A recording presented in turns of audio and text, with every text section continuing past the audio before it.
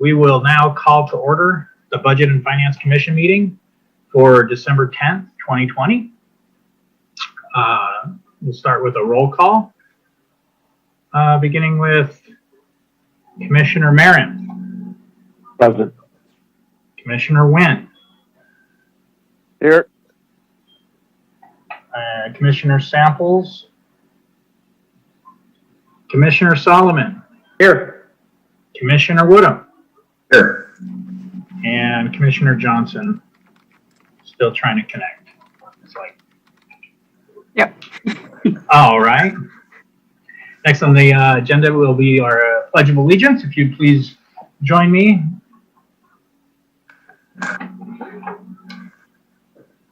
I pledge allegiance to the flag of the United States of America, and to the republic for which it stands, one nation, under God, indivisible, with liberty and justice for all. May be seated. All right. All right. First order of business, the approval of the order of agenda. Would anyone like to change the order of agenda? Seeing none, is there a motion to approve the order of agenda? Motion to approve the order of agenda. And a second? Seeing a motion and a second, we'll do a roll call vote. Commissioner Marin. Aye. Aye.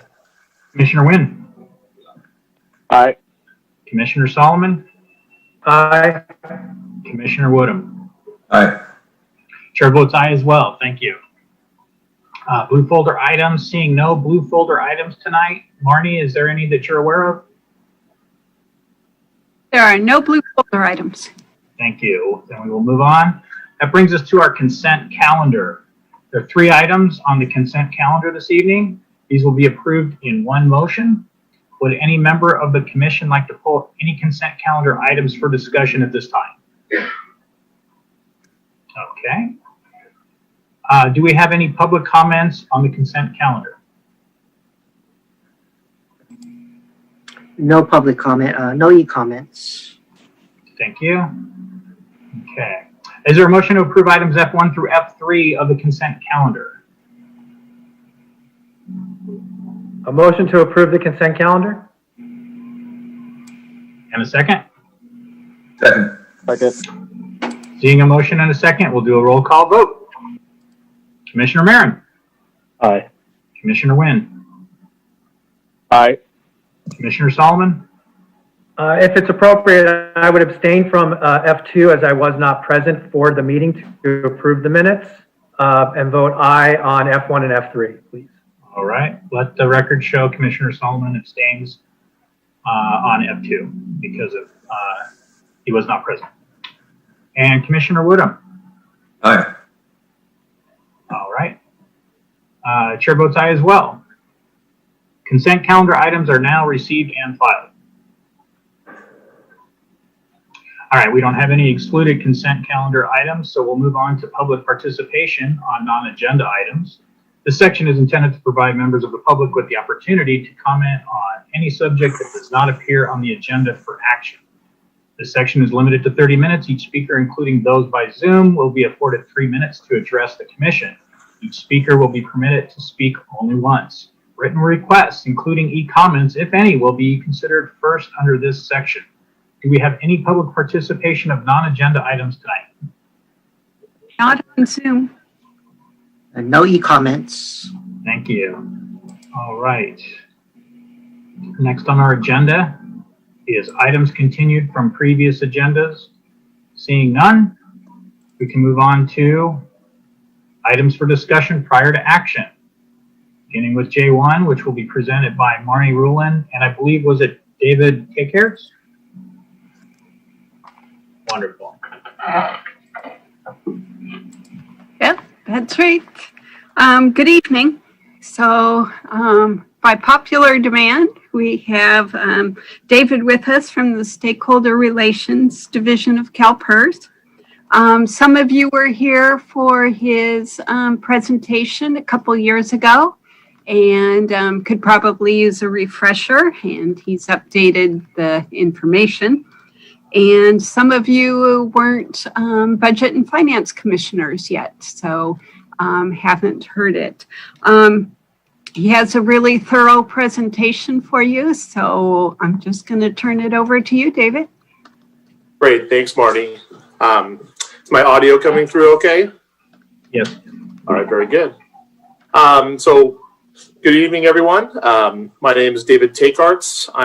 My title is Stakeholder Strategy Manager for Calpers, and I'm the primary liaison for the agency with the heads of the largest associations that represent employers, active members, retirees, and other groups that have a vested interest in the performance and long-term sustainability of the pension fund that Calpers manages for over 2 million people. We also do healthcare. That's not the point of this particular presentation, but the city may contract with us for healthcare benefits for employees as well. And we have over 1 million subscribers on that as well. So it's a big system, and I wouldn't be surprised if you're not able to follow every single story that comes out from or about Calpers. It's a complex subject with a lot of political slants that can kind of tarnish either the image of Calpers or make it difficult to know for sure what exactly is true and what is not. So what I'd like to do here today is just kind of revisit the presentation that I made to the city a couple years ago. The general format would be to talk about the big picture stuff in terms of investment performance, how we did most recently, what are the challenges and what's the strategy going forward. There's always a lot of interest in that, so I'll do my best to explain kind of where we are right now and where we're going in layman's terms. I'm not one of our investment directors, so I don't have my hands actively on the buy and sell button, but I do have an understanding of what we're doing at a high level, and I'd be happy to take any questions on that. Then we'll kind of narrow the funnel a little bit, and I'll talk about how pension costs work. So those of you who were part of the committee a couple of years ago, this might be a little bit of a 101 type session, but just to quickly explain how the pension costs are calculated and how basically the valuation, which is a fancy bill that the city receives for the two pension plans, how that works, what the timeline is, and then we'll look specifically at the city's current financial situation vis-a-vis pension costs. We'll then end by talking about what's coming down the pipe in 2021. This is a very, very big year for Calpers and by extension, the city and all the other employers in the system, and then happy to take Q&A. And Marnie, I don't know if I'm very happy to go with the commission's pleasure there. We can either pause for Q&A throughout, or we can wait till the end. What's your preference there? I don't have a preference. Do you, commissioners? David, if you're open to it, I would prefer to keep somewhat of an open forum because sometimes it's difficult to wait all the way till the end and then you're jumping back and forth trying to figure out what the question relates to. Are you open to that? That's fine by me. And there's some pretty natural breaks thematically, so it'll present itself pretty well. So sounds good to me. All right. Eleanor, you want to reflect that Commissioner Johnson has joined us? Good. Yes, we'll note that. Thank you. All right. So with that, let's go ahead and dive in. So starting at the top with how did we do last year? These are really on the left. We're seeing really the three sort of magic numbers that all eyes are on every year. And that's how much money do we have? How much do we have compared to what we need to pay out? And how did we do in the investment performance? So you can see there, we run on a fiscal year. So as of June 31, we closed out with $389 billion under management. That's actually risen to $415 billion as of today. But we do try to take this long-term perspective. It really doesn't matter what the performance is right now today. What matters is where we close out on June 30th. So, and David, we're not seeing your screen. No.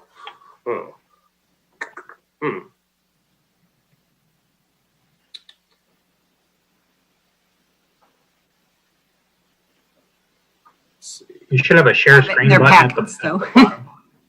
You see a green share screen button at the bottom there? Maybe I thought, move yeah, your cursor around for it to pop Yeah, up. it's being troublesome here. You guys are like, what is this guy talking about? Yeah, it was working earlier. What happened? But exit out of this. At the bottom of your Zoom screen, you should see a green button with the arrow pointing Yeah, the up. Zoom screen got hidden behind everything here. Oh, okay. Okay. I think we're on the right path though now. Yes, All right. looks good. Okay, so now are you seeing a slide that says agenda?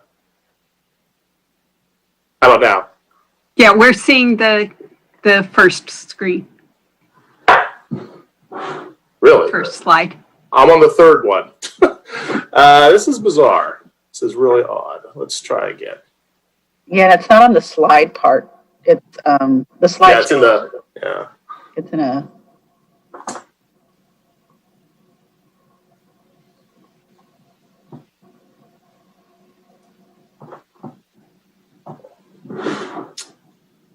I just got set up with a new laptop from work yesterday, and this is the price. There we go. Yeah? Yep. You see it now? Yep, we do. Yes. It's still in that kind of like launching mode, though, Yeah. huh? All right, well, we can make it work. It works. Can't see me. All right, so I've got like a laptop, and then I've got a monitor, and the two things are not on the same. So it'll kind of look like I'm looking askance here, but I am. Okay. So as I was saying, so you should be seeing a slide that says fiscal year 1920 results, final stats. Yeah. All right. So end of the year, we're $389 billion. The overall funded status, again, that means the money that we have on hand versus what we expect to have to pay out is 70.8%. Kind of like a school grade. That's kind of like a C- in the pension world. It's not great, but it's not failing either. We're always looking to drive that up, of course. The system would be a lot more stable at anywhere from 85 to 95 is kind of considered, in the pension world, is considered ideal. When you actually, if you've been around for a while in local government for a couple of decades, you may recall when systems get overfunded, there's an enormous temptation to spend that money on enhanced pension benefits, which actually then threatens the long-term sustainability of the fund. So the kind of cognoscenti would say that the sweet spot is really that 85 to 95. And so we're below that as an overall system. The investment returns last year came in at 4.7%. The goal, the discount rate for Calpers, the target rate of return that we're shooting for is 7%. So we did not hit that mark. However, I will say that, we have to temper it because it wasn't the goal, but it could have been a lot worse. When COVID hit in March and then through April, the markets really tanked. There was genuine, fear at Calpers about those returns, as they were not just negative, but double-digit negative. And we're glad to see the markets recover very quickly. I'll show you a slide that illustrates that. But believe it or not, there was a huge collective sigh of relief at a 4.7 because we had done a webinar for employers just a month before this, and we were projecting -4. So, the pendulum swung very quickly into positive, which is good, as you'll see for the employer results. But nevertheless, quick question. The 4.7% you said is for what period? that's for fiscal year 1920. Okay. So that would be from July 1 of 2019 through June 30th of 2020. So that And captures that Is that COVID. gross of fees or net of fees? That's net of fees. That's the final number. Yep. Okay, well, the reason I'm asking is in the slide deck that we had, it showed 1, 5, 10, 20, and 30-year returns, all Yeah. gross of fees. And And frankly, gross fees are meaningless. You should ask whoever prepares that chart to never do that again. All right, I will take that back. Yeah, so here's this. So this next slide here shows the returns of the fund over longer stretches of time, which is really, when we're talking about pension funds, it really is about that long term. These are, the most conservative funds really, because they're designed to pay out really indefinitely, in perpetuity. So you can see the total fund returns over 30 years is 8%. 20 years captures, of course, it captures the dot-com dip, which was a couple of very bad years, as well as the kind of Great Recession in 2008, which was painful. 10 year, you can see the different returns over different segments of time, and the sticker is, does it include the dot-com bust, and does it include the global financial crisis? Those were really the two craters that hurt Calpers and every other investor out there. 5-year return 6.3, 1 year 4.7. As of today, again, it doesn't matter too much because we can't lock it in, but Calpers' return currently is 10%. So we're being buoyed quite well by resurgent stock market. That's definitely the main driver right now, and we're happy to see that. I just think that the folks in our investment office are very cautious about thinking that will be sustainable. Obviously, nobody knows for sure, but it just there's a lot of cool heads that are thinking that's got to stop at some point. We don't know how or when or what exactly that will look like, but the stock market has been frothy, which is good for us, but we just need to be cautious about putting too many eggs in that basket. On the right here, you can see our breakdown by asset class.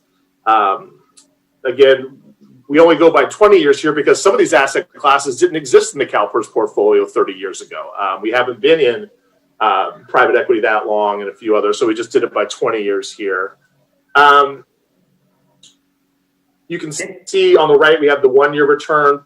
Private equity kind of stands out there. It had a bad 1 year, which is, it doesn't help the story about it, but the real story about private equity, if you look on the left there, is that long year return. That's our best performing asset class. And it's the one asset class that we think has the potential to kind of lift the tide of the entire portfolio going forward. So later on, I'll talk a little bit more about the private equity, but that's a key piece for Calpers. David, on the real assets, is that your real estate portfolio? Yes, it is. It also includes things like infrastructure investments in airports, tollways, forest land. Yeah. Do we see later on in the part of the presentation the breakdown of the real estate portfolio as to the types of commercial properties or other assets within that? No, I didn't go to that level of detail. I'd be happy to get that and share it afterwards, but I don't have that as part of the presentation. Okay. Just be interesting to see which segments of that portfolio are performing, declining, or expected to degrade. I expect that with the downward pressure on retail, with a lot of the large mall owners and other strip malls and retail ownership degrading, especially movie theaters. Yes. So you have a lot of entertainment centers with movie theater anchors, malls with movie theater anchors. That'd be interesting to see as a side component. That could be, from a silo perspective, something that could be pretty pendulum-like here in the near term. Yes. Yeah, I know that there's like spirited debate about that going on in the investment shop, because that's come up, in meetings, and it's just, there's a side that says, okay, you can see with the writings on the wall, we should, sell now. There's other people say, hey, let it dip down and buy, and then, eventually somehow that could be repurposed into a profitable investment. So there's different, that's kind of the way we do it, is that it goes into these kind of little think tank bubbles of what's the best way to read the tea leaves on some of these things. But yeah, I will definitely go back and I can share details of the real estate portfolio. Curious. Thank you. David, what kind of assets are in the income category? So that's that's fixed. It really should say fixed income. So that's going to be your bonds, your treasuries. This is really the bedrock of not just Calpers fund, but really all pension funds. And I have another slide in a second I want to show you that kind of explains the situation there. But these are the super boring, treasuries and bonds. 12.5% return doesn't look super boring to me. Well, yeah, it saved our bacon this year. Yeah, but but we had to basically, honestly, we had to sell. What they're telling me is that was a one-shot deal. But yeah, it really did. It did elevate well that year, but it is really just those boring fixed income is what that is.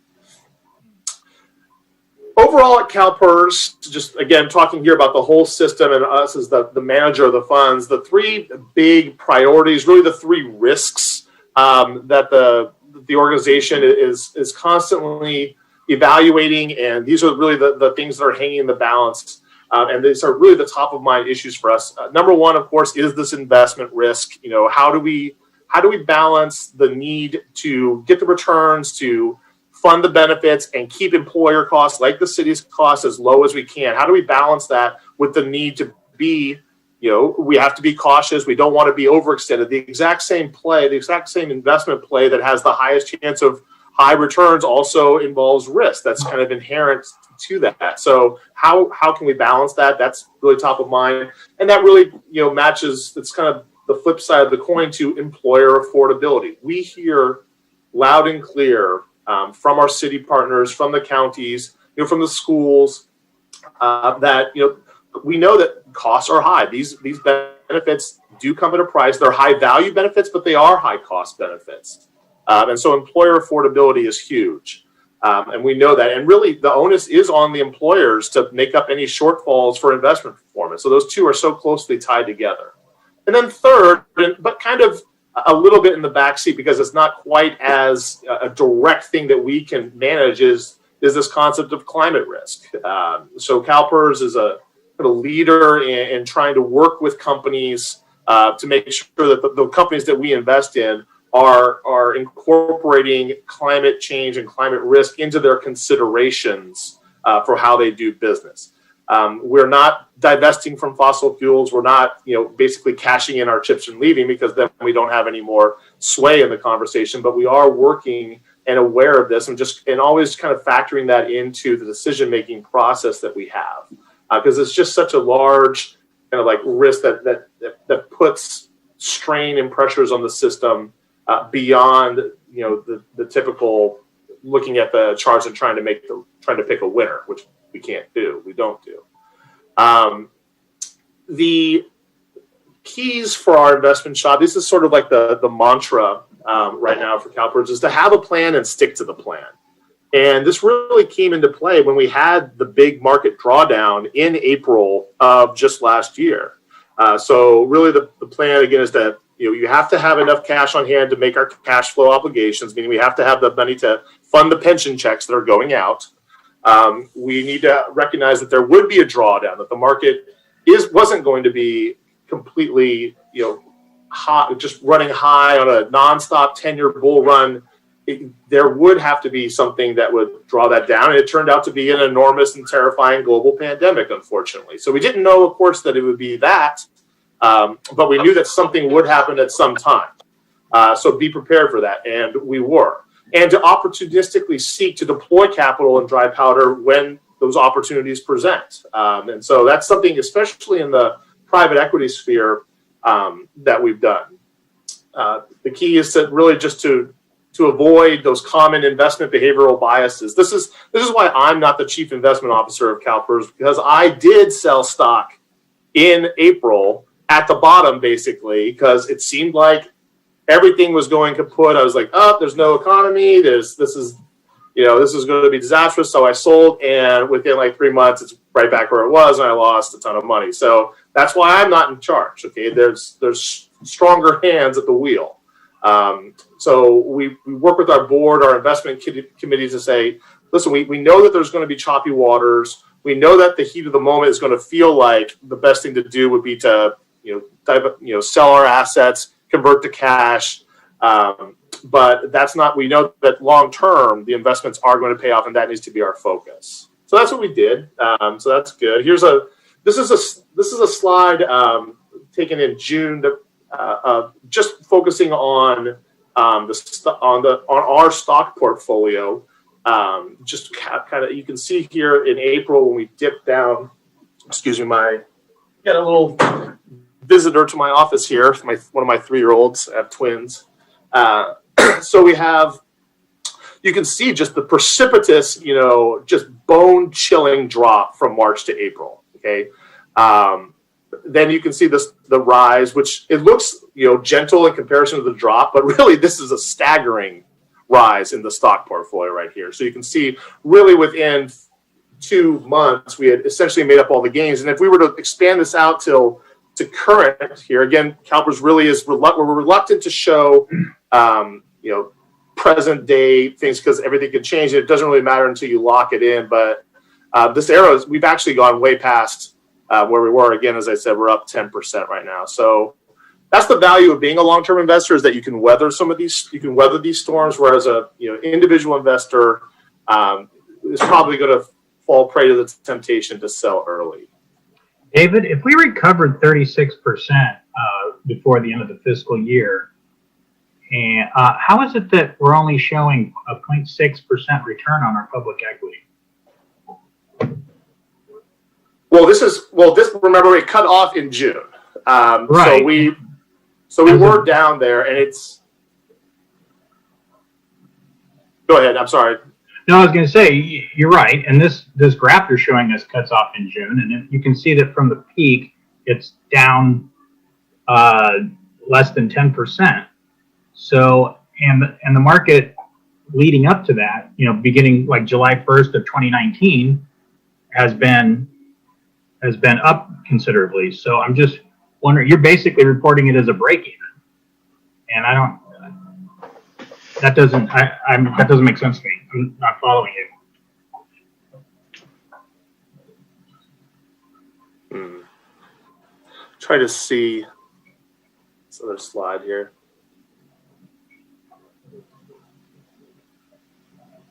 Okay, so what you're saying is you're thinking that if with the recovery that the public equity score, our returns should have been higher from what you're seeing here.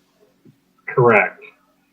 Because if you go back to July 1st of 2019, you go back to July 1st of 2019 and compare that to June 30th of 2020, the market's up considerably more than 0.6%. So I'm just wondering why that's not reflected. Well, I think what you're seeing here is that this is our public equity portfolio versus, say, the Dow Jones Industrial Average or the S&P 500 or whatever, other benchmarks out there. So they may have traded at a different rate or a different investments that wouldn't have matched the benchmark reflected in the chart. The chart being an overall snapshot rather than a snapshot of what the investment portfolio for Calpers did in this case. Yeah, I understand that their public equity portfolio would change over time. It's not going to match exactly with the Dow or the S&P. I was just curious how, it basically broke even or slightly better than broke even over the year when we know the market at large did much better than that. I mean, the answer is that we underperform.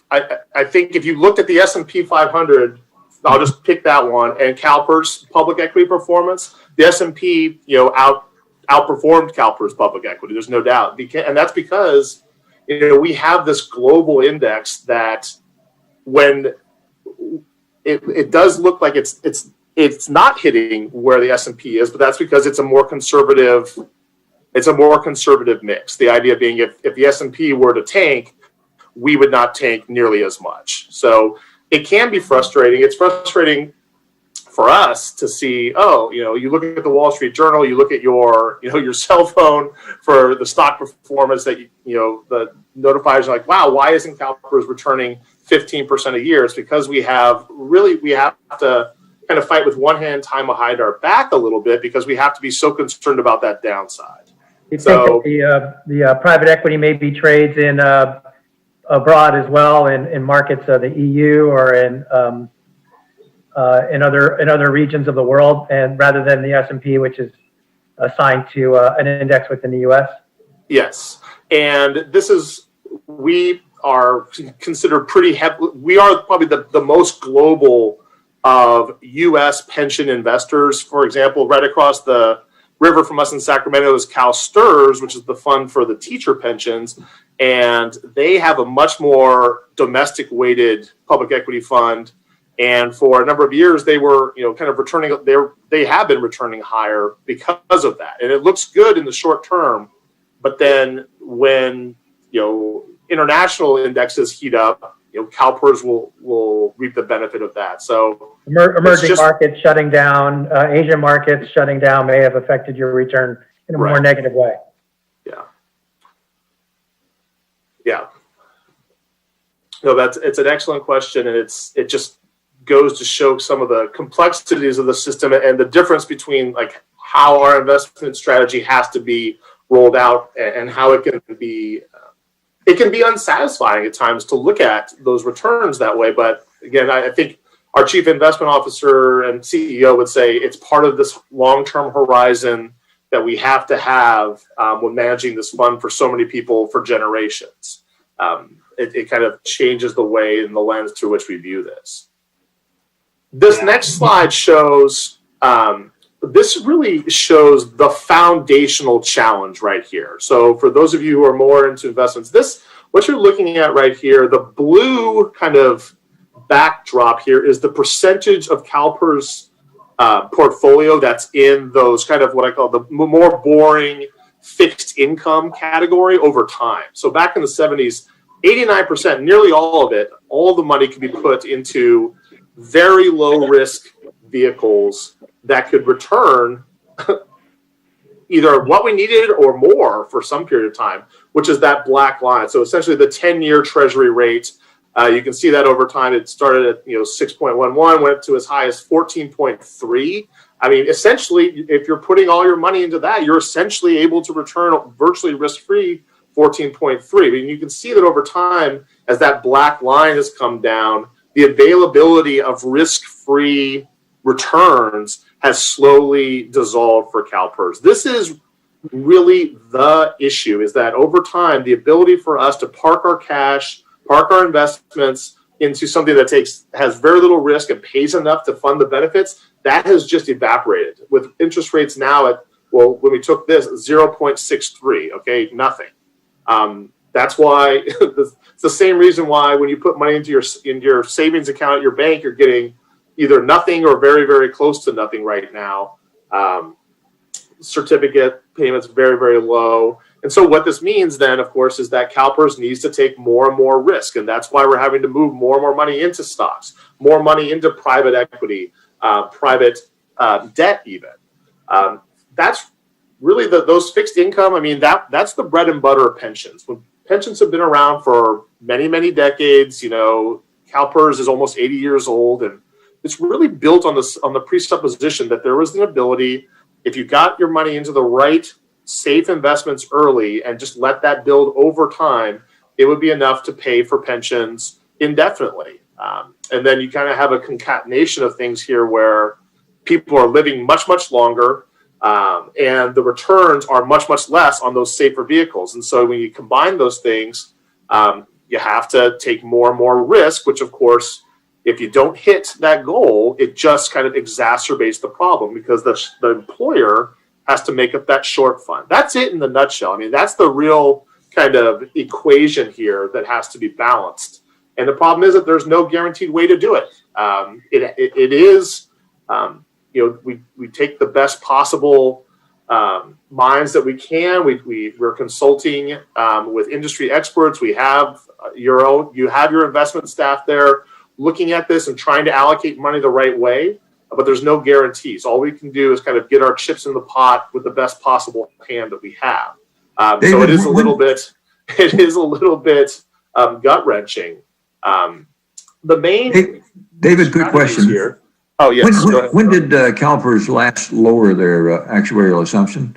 It's at 7% now. When was that? Yes, so that was 3 years ago. I know because we're on a 4-year cycle of reviewing those investment assumptions, and this next year is the year that we're going to do that. So it was 3 years ago. It went from 7.5 to 7. Here's the 3 things that we're focused on in terms of investments. Again, I'm not personally an investor, so I'm going to be somewhat limited in what I can say, but these are the three things that we're doing that we think will position us to have the best chance of returning 7% or hopefully more over time with the least amount of risk. None of them are risk-free at all. Quite the opposite. These are more advanced strategies. So first one is private equity, which I'm sure most of you are familiar with, simply investing in companies that aren't publicly tradable. This comes with its own bag of problems. There's a lot of folks who dislike private equity as a concept. It's really kind of philosophically a little bit at odds with Calpers' human management principles. That traditionally private equity hasn't been very friendly to labor. Most Calpers members are part of a union one way or another or share similar beliefs in general. And so there's some concern about this from that level. But our answer is always simply, this has been our best performing asset class over time, and the money's got to come from somewhere to pay for the benefits. I mean, it's kind of like almost a ruthless kind of answer, but that's the Lord's honest truth. It's the best performing asset class that we've had over time, and it's the one asset class that we think will produce better than 7% over the next 10 to 20 years. That was the finding of our last asset review cycle, is that this is where we need to be focused. And so we continue to try to get our money into this. It's actually more difficult than you'd think. We have a lot of money that we would like to invest into private equity that we literally cannot, because we need to wait. It needs to be a good deal. You don't want to just shovel it in. And you have to find the right private equity investor partners. This is not something where you can just go to, Calpers can't just pull up its Robinhood account and make these investments. You have to find the right deal flow, the right partner, at the right rates. And so there's a challenge there. We're right now, I believe, I want to say 8% of the fund is in private equity. The goal is to get that up to 12%. And it hasn't been for lack of trying that we're not there. It's been difficult to deploy that capital. So we continue to work on that. Private lending is kind of like the twin of that concept. It's, making loans to these private companies. You get a look at their underwriting, you can make the loan. This is a little bit more of a nascent space for Calpers. We do some external private lending. So we're working with a private lending partner to do this on our behalf. We're actually seeking legislation to allow us to do this directly. So Calpers is like the direct lender. So that we can kind of cut out the middleman. So that's a legislative priority for Calpers this year. And the last one is leverage, meaning being able to borrow money to invest more. So this is something that Calpers has done for a very long time. I think people are kind of surprised to learn that Calpers uses leverage within the portfolio already. So we are already 2% leveraged. And the board recently approved for basically we have the ability to leverage up to 20% in the fund if we saw the right opportunity. That's a lot. But it's, when used opportunistically and carefully, if you have the right setup, and I don't pretend to know exactly what the opportunity will be that our investment officers are looking for, but that is something that they have the latitude to do. So currently 2%. And they have the authorization to do a lot more. So if we see it, so that's really kind of like the three-headed approach to, in answering, what are we doing to try to achieve 7% in a world in which, nobody can guarantee a 7% return. These are our three strategies to get us in position to do the best that we can. Well, David, question about this slide. With your dilution of at least I know you're not the investment person, but looking to maybe move away from in some areas or some of the allocation away from the fixed income and into the private equity and the other items listed on this slide, we're looking at Calpers chasing returns and chasing returns with pensions using fees within fees of the Calpers program. So each of the private equity portfolios using, you're being charged fees in there, and then Calpers has fees on top of those fees. Or for the private lending you're using private organizations now, and then there's their fees on top of the Calpers fees for those. Seems like a lot of the gain that we might see gets cannibalized within the structure of the way that they're managing it right now. Yeah, I think, well, I know for a fact if Calpers had its druthers, we would be able to do both private equity and private lending directly. The challenge in this space is, frankly, the limits on what the state can pay its investment officers. People who are successful in private equity and private lending, I mean, the top tiers, these folks are making many millions of dollars a year, and we simply can't pay anybody anywhere near that. So we just can't compete to get that talent. And it really is like a really narrow field, I'm told. So like it's sort of like, forgive me for a sports example, it's like in the NFL, there's only like 15 really good quarterbacks, right? But there's 32 teams. And if you don't have one of those 15 guys, you're not winning a Super Bowl. And so it's like that with private equity. It's a very small club. It's all about deal flow and connections. It's not a matter of just like effort. And we can't just train somebody up internally and turn them loose and think that they'd be competitive. So until we find a way to, if we would ever find a way to be able to pay to get the talent we need, then we could cut out that middleman. Because you're right, it does rankle. It rankles us. It rankles a lot of stakeholders seeing fees being paid out in the hundreds of thousands or more to these external managers for these products, but we simply don't have another way to get the capital deployed. I think ultimately the returns, the ends kind of justify the means. It's kind of have to hold your nose a little bit, but getting the money out there and getting the returns is ultimately more important, we think. It's ultimately more important to get the money, to get the investment returns so that we can fund those benefits and keep the employer costs, which are already high, which are already squeezing budgets. We need to try to do everything we can to relieve that pressure. David, quick question on leverage. Yes. You're using up to 2% leverage now. Where is that 2% invested? Is it across the board? Is it in one or more assets? It's primarily in the public equities. Okay. Yep. David, I agree. I think a little bit of leverage is a good thing. It adds a little more risk, of course. I find it interesting, though, that private equity is at the percentage it is, and you guys are looking to grow that, and that's going to be much more volatile. So in some ways, you guys are very welcoming to risk, but then others, like it comes to mind, public equity. You're telling me that you guys are more conservative in general than the overall market. So I'm not sure I follow that, especially in an overall portfolio where you've got nearly 30% bonds. That's protecting your downside quite a bit. So I know that these decisions aren't yours necessarily to be made, but it just seems a little uneven to me that we're being so conservative on public equity, but yet quite risky on the private equity.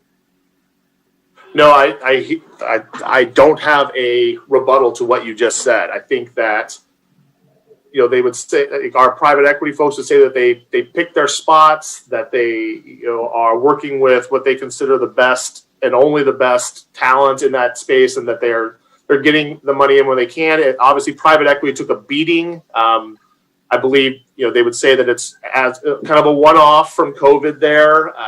Whether that's true or not, I'm just not qualified to say. But I can tell you with a certainty that there has been no dampening at Calpers for more private assets.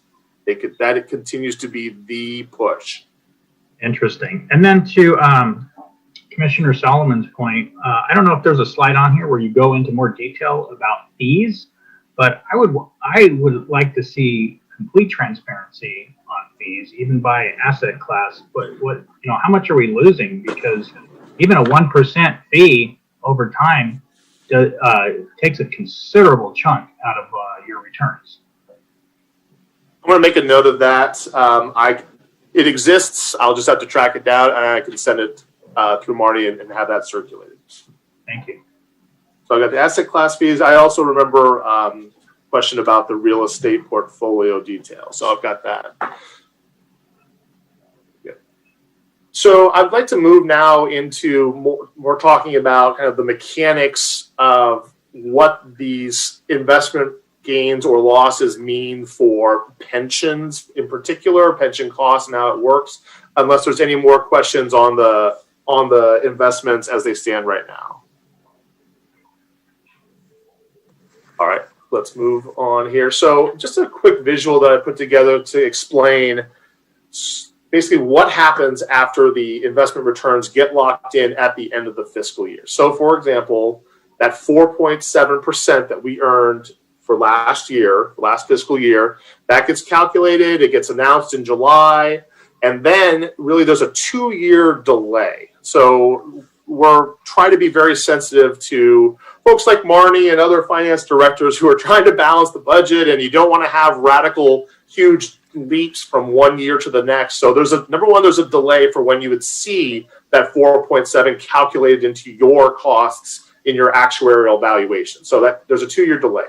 Then once it starts, there's a 5-year ramp up or down of what those costs will be. So unless we return exactly 7%, unless we hit exactly the discount rate, target rate of assumption, there's going to be a deviation in what our projected costs were that we told you, X number of years ago. Because we project forward, but then you have the real actual experience, and then that changes how much the city actually owes for its pension plans. Those costs, again, they are either going to be higher than what we expected if we had a lower than 7 return, or they'll be lower than we expected if we had a better than 7% return.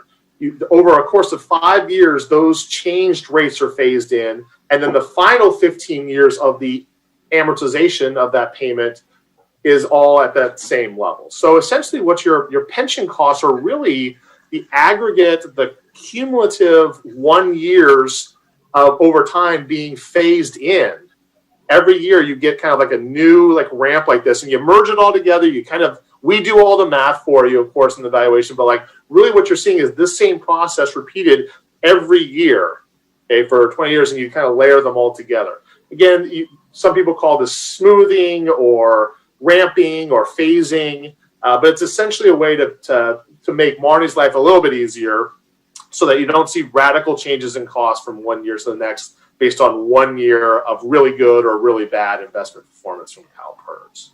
Okay, so this is on a going forward basis. This 20-year, by the way, is kind of a big deal. For a very long time at Calpers, UAL payments, which is unfunded actuarial accrued liability, which is so essentially any pension debt that accumulated when investment performance or costs ended up being more than what they were projected to be.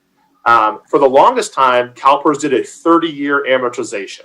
Okay, that was a very, how would you say, a lot of actuaries looked at that and said, that's too long. That's longer than the average working career of an average city employee. Basically, it kind of violates this principle of intergenerational equity, which says that the people that are receiving services from the city, from the employer now, should be the ones paying for those, versus kind of stretching out the payment so long that it's the next generation of people who are still paying off the services that you got, okay, in the form of wages and pensions. So it was shortened a couple of years ago. This really was a major belt tightening by Calpers for the cities. It's going to make it really stabilize the fund. This is really the right thing to do for the long term. But no doubt about it, what it means is that you have less time to pay off unfunded liabilities that are generated going forward. It is just on a prospective basis. And I do have a slide that explains that a little bit more, but that was kind of a big deal. David, quick question on this. While you're here. It's a good time to ask it. One of the things we're looking at as a committee is the possibility of a pension obligation bond issue. And one of the questions there is is that UAL, the amount that we owe for underperformance or under contributions in the past now sits at about $205 million. And one of the steps in the analysis is if we can do a POB at a very low rate, it might make sense to do it. We're only at the initial investigation stages. But part of that equation is that $205 million now that sits there. Going forward, if all other contributions are made except paying that down, what rate does that grow at? Does it compound at your 7% actuarial rate? Does it compound at a different rate? How does that grow if it's not taken care of? It's calculated at that 7% rate. So it would compound if it's $100 million today, that would compound going forward at 7% per year if we don't pay it off. Is that right? Well, I mean, that's how so the cost is broken out in the valuation report, and you have the cost on a yearly basis, and that's calculated using a 7%. So I think we're maybe using different terminology here, but yes, it's calculated at 7%. And I'll say on the pension obligation bond piece, Calpers has no official position on whether that's prudent or not. It doesn't. There's different opinions on this, and I think you probably heard that if you had an actuary look at it for you. I think you had a conversation about that briefly before we started. People are divided on that. There are intelligent people who think it's a good idea and very intelligent people who think it's not such a good idea. I know the Government Finance Officers Association's official recommendation is to not do it. I personally, it really depends on the city, of course.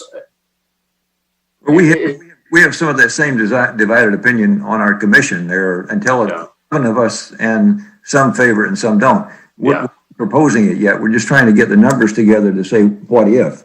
And if that's a key part of it. If this thing grows at 7% and we can do a POB at 2%, it makes a whole lot more sense than if there's only a 1 or 2% difference between those two. So that's why I'm asking the question. Yeah, it is 7. David, point of clarification, when we say 7%, are we talking nominal or net of inflation? I don't know the answer to that. Or another way to say that is when you say that, to meet our obligation or meet our expenses, we need to get 7%. So is that really like 9.5%, and then you lose 2.5% into buying power due to inflation? Or I don't think so. I don't think so, Jason. Okay. No. Okay. All right. So our target's 7%, which doesn't exactly give us 7% worth of buying power. Okay. Thank you. It's just a presumption. I mean, you have to pick something that you estimate that your portfolio can return, and we probably don't think our portfolio can return 7%. But that discount rate in this case, and correct me if I'm wrong, is the long-term rate of return on the portfolio. That's correct. Okay. So talking a little bit more in detail here, we don't have to go through this entire slide, but here we go. So what are the assumptions? So we're assuming a 2.5% inflation assumption when we calculate these costs. Again, that 4.7%, you haven't seen that in your evaluation yet, but the charts that I'm going to share, or you may have already seen them, but the projections that we have here do incorporate that. Just don't be shocked if it doesn't align with what you have in your current valuation, which remember that's on a 2-year delay. One question that we're getting a lot is, what's COVID's effect going to be on plan experience? Not to put too fine a point on it, but I think the thought is like, are significant numbers of people passing away to where the average life expectancy of members in the plan is significant enough to where you would lower that mortality rate? The answer is that we don't know yet.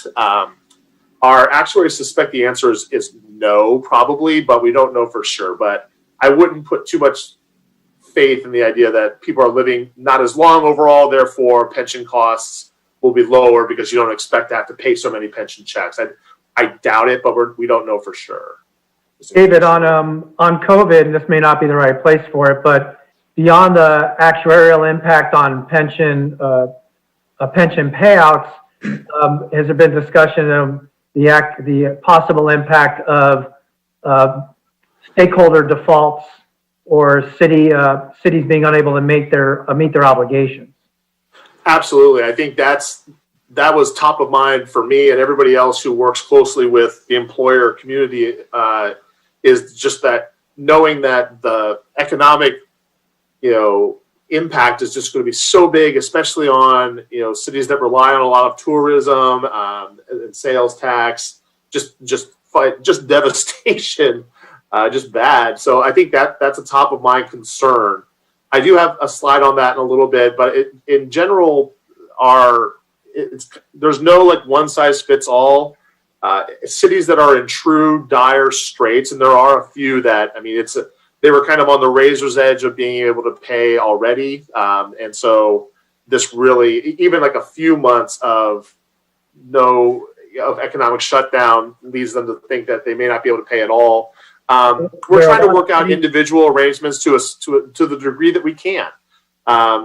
Calpers exists to administer the retirement plan. And so we're very limited by law as to what we can do and what, things like giving pension holidays, are just kind of outside of our control. And not that you're asking for that, but I'm just saying that's kind of where the thought process has led in conversations internally. So there's a limited amount of loosening we can do, and it's all short term, and it's a challenge. So a lot of our focus has been doing what we can to support efforts to get financial relief for local governments, for the state as a whole in terms of stimulus, and but it's been a challenge, and I think that's probably the number one concern at Calpers is employers' ability to pay. And that flip side of what can we do to get the investment fund as profitable as possible with an acceptable degree of risk to help relieve that pressure from our end.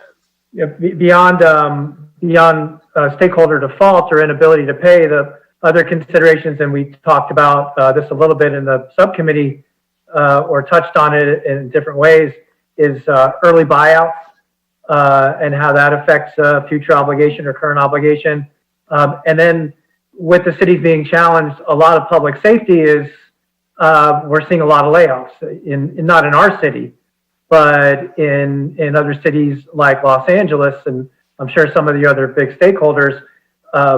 That's going to be an interesting formulation as well, and how that's going to impact the payouts and the what we're looking at is ramped up pension costs, immediate need for capital in order to begin paying some of those out if people take early retirement, or as a result of being laid off, or they get a buyout and there's more need for liquidity, and how that might, being in instruments like that, might affect what the investment portfolio is going to return with Calpers. Yeah, you've hit it right on the head, and that's on this slide that you're seeing right here, the second to the last bullet. This quadrennial experience study that's mentioned. This is, again, part of we go on this 4-year cycle because we try to not just be too hyper reactive to any one thing that happens, but this is where the actuaries are going to review the actuarial assumptions that go into our cost projections. And so they're going to factor in everything that you just said there, because, like you said, layoffs, people taking disability retirements, people getting golden handshakes, deaths, unfortunately, and other changes to the employment levels at the employers in the system. All of that's going to impact what the overall expected costs are. So that all goes into like one big hopper, along with things like projected salaries, overall inflation, other kind of like macroeconomic factors, and that's the A of, or rather the L in our asset liability management process, our ALM cycle as we call it. So that's kind of like the other half of that equation. David, while you've got this slide on, the third from the last bullet talks about 4.7% return for FY20, and you term that gross of administrative expenses. Yeah. You said net of I think that is so this is not my slide. So I believe that is a mistake, but I'm going to verify because we've always said net because like you said, gross isn't all that helpful, is it? Right. But I don't know what they're talking about. When administrative expenses, that probably doesn't mean money management fees, but it could. So it'd be worth checking that out because we do need net returns. Very good. Catch that. That's sort of an interesting question.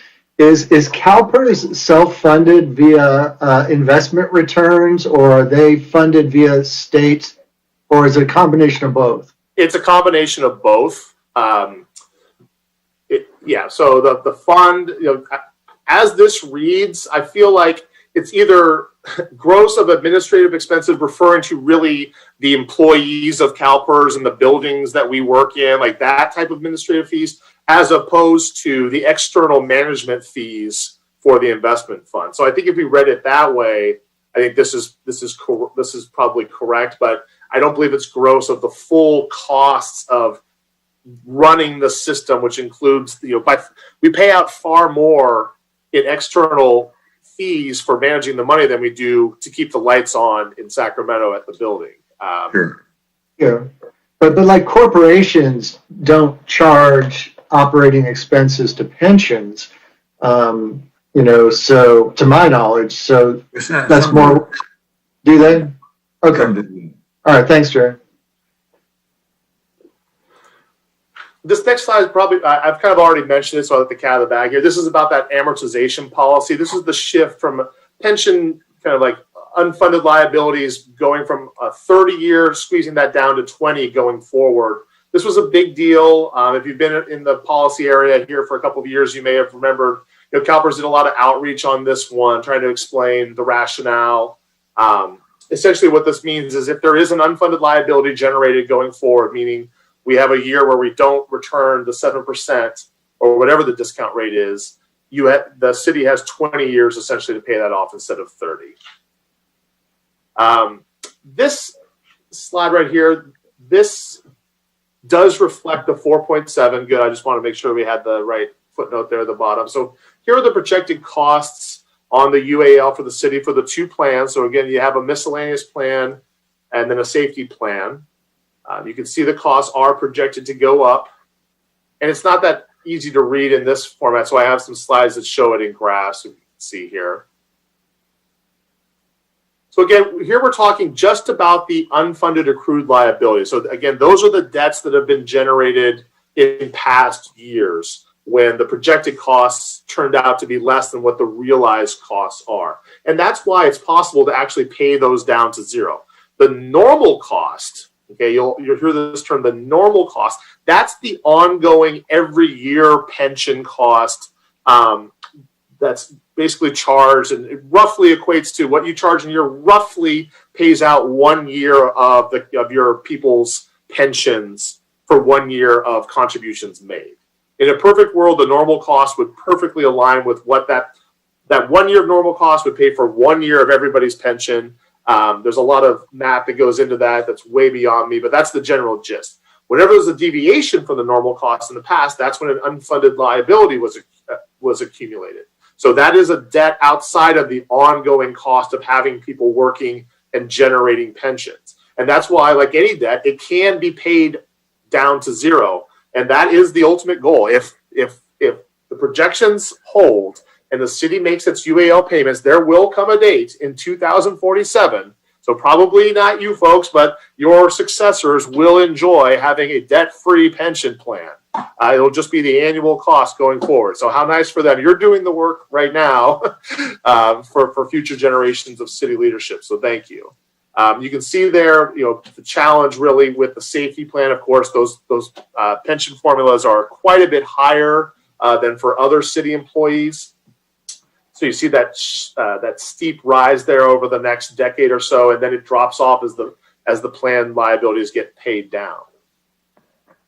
This next slide, this takes a moment to read. So if you kind of look on the left side and look at the miscellaneous plan, what we're seeing here is the same story told two different ways. So what you're seeing is the total contributions, which again, that's that normal cost, the regular reoccurring cost for pensions that will come in the future, plus past debts, the UAL. You combine those together, that's what we call the employer contribution. Okay.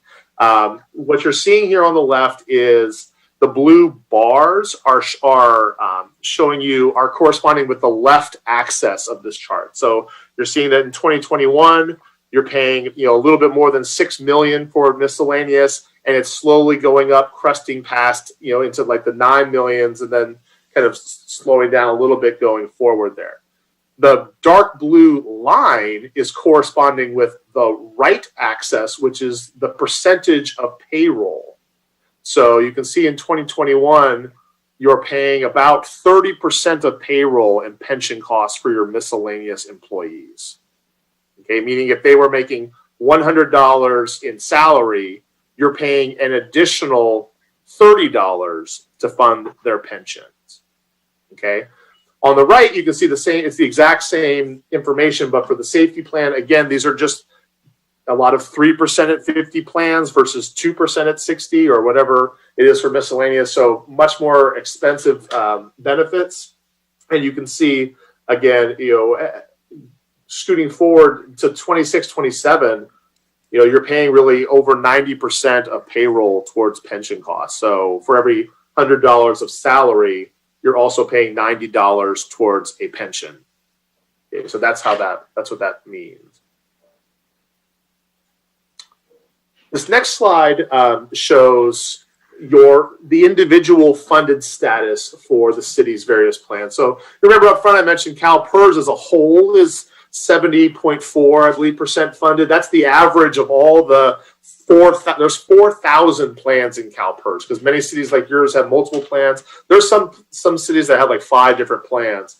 So there's 4,000 plans, and yours is an average funded status right now of 70.6. That's actually 1% better than other comparable cities and towns of about your size. So that's good, but you're definitely right there in that this is the state of most California cities right now for you. The safety plan is a little bit less funded than that same kind of mix of other cities and towns of about your size. And this is the same as about 2 years ago. You're kind of on the same trajectory that you were 2 years ago. So that's the state of play there. And not that anyone's asking or considering this, but this is the planned termination cost, meaning if the city decided to try to pay up all of its obligations on the pensions and say, okay, we're going to exit Calpers, we're just going to pay these off up to date right now, there's the total cost for that. So if you're like most cities, if you had $574 million hanging around, you probably wouldn't be too concerned with paying your pension costs on the annual basis anyway. So it's really usually in the realm of just kind of like hypothetical interest, but that would be the cost to exit Calpers right there. So questions on that before we dive into some more information about what's coming up next? For the previous slides, David, when you were looking at our cost, it had a trajectory upward, and then it had a little bit of a dip. That one there. So in 2024, you got 25, you got a little bit of more of a peak there on the miscellaneous plan, and then a little bit of a dip, and then a peak again. Can you explain why we would see something like that reflected there? I don't know. That is a little bit unusual. I would have to work with your actuary, whose name is Paul Tashida, to find out exactly what happened there. Some kind of wrinkle in, the projections on the city's employment levels there that kind of gets into the actuarial weeds that I don't know. But there's something in the city's projected experience that indicates that cost will be ever so slightly less that particular year. It'd be interesting to see if that's a mix of PEPRA employees versus classics, or what came to show us something like that. I wouldn't think it'd be PEPRA if we saw a dip and then an increase. Yeah, there's something happened in like time past there that kind of messed up the consistency. So I'm a little bit curious myself. So I'll ask Paul and I'll get that to you.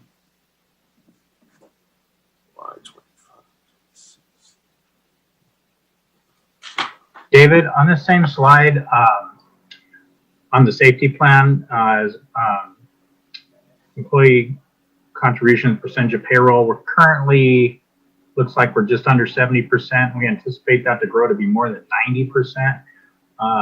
That seems quite high just looking at it. How does that compare to other similar sized cities? It's very common. Yeah, this is the state. This is safety plans for cities, for full service cities that have safety plans. Especially if you have slightly more than your share of officers who've been around since before PEPRA. If you have a bunch of classic folks, kind of like slightly older cops and firefighters, this is very typical. It's in the projections are between 80 and 90% for almost every city that I've worked with. Do you know if that would include LA County? So LA County is not Different in the situation. Calpers Okay. system, so I wouldn't know. The county plans generally are just a little bit less expensive. Not sure why. I'm not sure if it's their salaries or I'm not sure exactly why, but it is the cities in particular that. Yeah, when I saw this chart, I was not surprised at all. Okay, thank you. Keep in mind, everybody, that when you look at all the retirement benefits, not just the pension, the contributions are over 100%. That's a good point, Steve. Which is, for everybody working at a company out there, getting our 9% 401k contributions, it's hard to understand from that aspect. 9% would be nice. I was about to say, when I worked in the private sector, I was getting free. Yeah. My decision 30 years ago wasn't so great. Welcome into your office. So kind of moving forward here, we have a new tool. This is really has been very popular with the finance directors, but it's available to anybody. It's really available for free on the Calpers website if any of you have a hankering to do this. But we've put together essentially a what-if scenario tool where you can say, what if Calpers returned 5% next year? What if they returned 15% next year? What if our costs went up X percent or down? You can kind of play with all these different variables in the equation, and you can instantly map out what would be the costs and impacts to the city. And you can do that, and it's specific to your city with your city's own information. So it's called the Pension Outlook tool. Just very easy to use. It's, as I said, it's free. Any of you can use that. I can share the link if you're curious, but I don't know, maybe your finance folks have already seen it. But this is information that it can be helpful to see. It can also keep you up at night if you envision the worst possible scenario for everything all the time. You can drive yourself a little bit nuts, but that's something that we put out there for employers.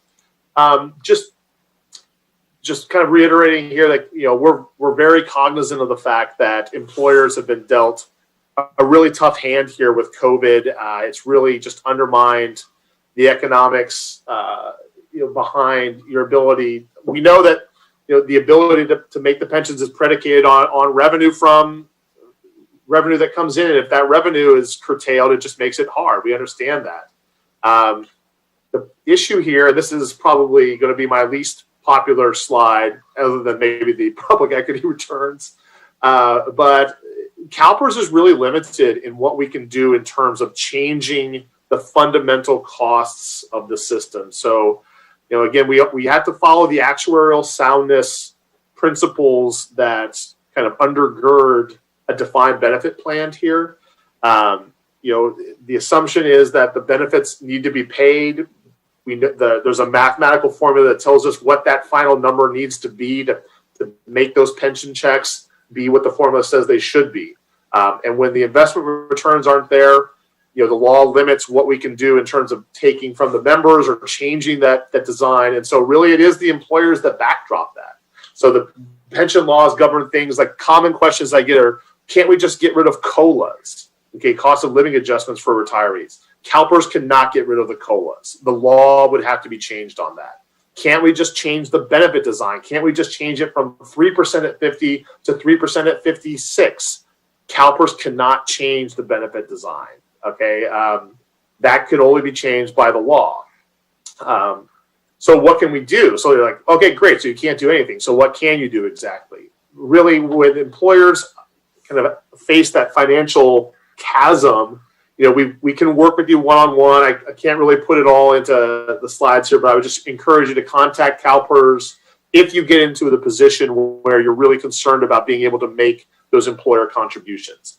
If you're, most cities are like, it's not this year, not next year, that's the problem. It's that 2026, 2027, when those costs are really going higher. So I would just urge you to be thinking about what it will be like in 6 years and to try to plan for that. Easier said than done. Easy for me to say, but I think that's kind of the steps here. So what is available? One thing that you may or may not be aware of is that there is a slight savings if you pay the costs if you pay the pension costs up front in one lump sum. A lot of cities pay on a monthly basis just because it's easier budgeting. I totally get that, but you can save 3.5% of your costs if you pay up front. So something to consider maybe for next year if you're not doing that. We could just, with that, not to put too fine a point on it here, but some arrangements with employees can be collectively bargained. So while Calpers is not going to be increasing member contributions, that's something that can be discussed between management and employees. It is part of the collective bargaining conversation in other cities. Just kind of leave it at that. Golden handshakes. This is the actual term. This is not slang. Like, it is called a golden handshake. And this is where the city can elect to basically buy 2 years of extra service credit for a member, and then they sail off into retirement a little bit early. So this has you are truly though paying for 2 extra years of service. So if you have to be sure that you're not going to backfill that position very quickly, otherwise you've just kind of compounded the issue and just given away, paid quite a bit of money for something that you just take the cost right back on. But it can be done. And some employers are exploring this. Or is it required that those positions remain vacated for a period of time? Or it's simply advised to do that? It's strongly advised. We're not going to send somebody to watch the desk or anything like that. But all of our boilerplate in the language would say, this is the expectation is that you're not filling this. But it's not required that that position remain vacated for a year, let's say. No. It's not that popular, to be honest with it. I mean, it's popular with employees, but it's not that frequently done, because that 2 years of service credit for a person, that adds up fast. So we could definitely run the numbers if you were curious about that, if you had maybe like a smallish number of folks, but it gets pretty expensive. That's why it's much more common at school districts for the classified staff, which is like not the teachers. Generally lower paid positions. It's not quite as expensive. It can be quite a pill, especially if it's a safety position. Is it traditionally more expensive? It would make sense if the people are more senior than junior. Not talking about classic versus PREPRA, but if you've got, let's use a public safety and police department as an example. You've got a lot of high-ranking officers. You want to maybe turn that over a little bit, and you ask if anyone wants to take an early retirement. You find that if you're introducing it, you can't discriminate obviously between different classes of officers. There's different member organizations within the police department. Just trying to get a feeling of this being one of the options that we've seen other cities take, like Santa Monica, for example, where they looked at early buyouts. Our city's been loath to do it, probably for the reasons that you're mentioning about the expense maybe not being worth it. But is there, I guess what I'm asking in a really bad way is, what's your long-term outlook, your ROI on it? Is it just not worth it if you're planning on doing it and it's a short-term fix versus a long-term fix? Yeah, definitely not worth a short-term fix. Definitely not intended for, we just kind of want to clear out, get a little bit of new blood into position. It's not recommended for that. It really is we are looking to long-term, like, reduce staffing overall here, be a little bit more lean and mean, and this is a way to effectuate that, knowing that it's going to hurt a little bit up front. That would be my advice on that. I mean, it's another one kind of like the pension obligation bond, where there's so many factors that Calpers couldn't possibly understand. You have a much clearer picture of the clear and present needs of the city, but that's the general advice: is that this is a tool for if you're looking to significantly reduce the number of personnel that you have running the city. Gene, it's so complex, and you don't want to oversimplify the math. But if you've got someone who is very senior and they're accruing at 3% a year, I don't think there's a rule of thumb. You have to know what it costs to buy out those 2 years of service credit, and then look at the individual cases. And when you have people that are so senior, I think they can accrue up to a total of 90% anyway. You have to look at it on a case-by-case basis, and those people are already so far up there. That's why the employees love it. They're like, yeah, great. I'll take that, and I'll retire 2 years earlier. And that in the grand scheme of things, to our $26 million a year that we've got to pay, we'll never even see the difference. Yeah, thanks, Steve. I think it's a point well taken. It just in the idea of exploring all different options and maybe fleshing them out a little bit. I think that's what you find or you see, is that the employees with a lot of tenure and who are, like you said, looking at that 90% number are more likely to take it. It seems to defeat the purpose a little bit. Yeah, and I think, like it was being explained, if you were going to really cut back on the overall staffing, or really if you were going to move to a different sort of plan, and you've got somebody with way less than the maximum accrual, and they might have intended to stay through the end of their career, and you get them to get out of the more expensive plan far earlier for only 2 years of service credit, then you can really come out ahead. Got it. Makes sense. Thank you. Anyway, thank you. Very good. The last thing on this slide, you've probably already seen it, is the idea of these pre-funding trusts. It's Section 115 trust. These are available through outside entities. Calpers recently created its own plan offering that employers can use, and this is simply pre-funding your pension benefits. So this is in addition to the regular contributions. You can be setting money aside in this sort of rainy day fund that can be used to augment. In years that, if we did have other down years in the future and, cash reserves are short, you could use it for that. It is dedicated specifically to pension costs, so that's one good thing. And it's a more conservative portfolio. The target returns for this fund is, there's two kind of strategies. One is at 4.5, I believe. The other one's at 4. So as opposed to 7% for our main fund. So if you have a little bit more of a conservative bent, this is a good place to park funds to be used at some point in the future to offset pension costs. So this is pretty popular. We know that a lot of folks do this with other outside entities. It's fine. It really, it's no skin off our back. It's not the profit center for us. This is just an attempt by Calpers to give employers another option to help with handling pension costs. So that kind of like wrapping up here, the big thing in 2021 is what we've alluded to it a couple of times here, and it's the consideration of in one sense, it culminates in a consideration of what the discount rate should be, which is, again, that targeted rate of return for the investment strategy that's really the kind of like core variable in the equation of pension costs. So throughout 2021, we're going to be doing a ton of, our board is going to meet many times and discuss this in public. We invite you and any other stakeholder who wants to be engaged and be heard to participate. For sure, your representatives at the associations like the League of Cities and all the other employer associations are going to be very present and loud at this because it's huge. I mean, this is really the main work of Calpers in 2021 is figuring out what are the core numbers that go into this. So just looking through a couple of these in June.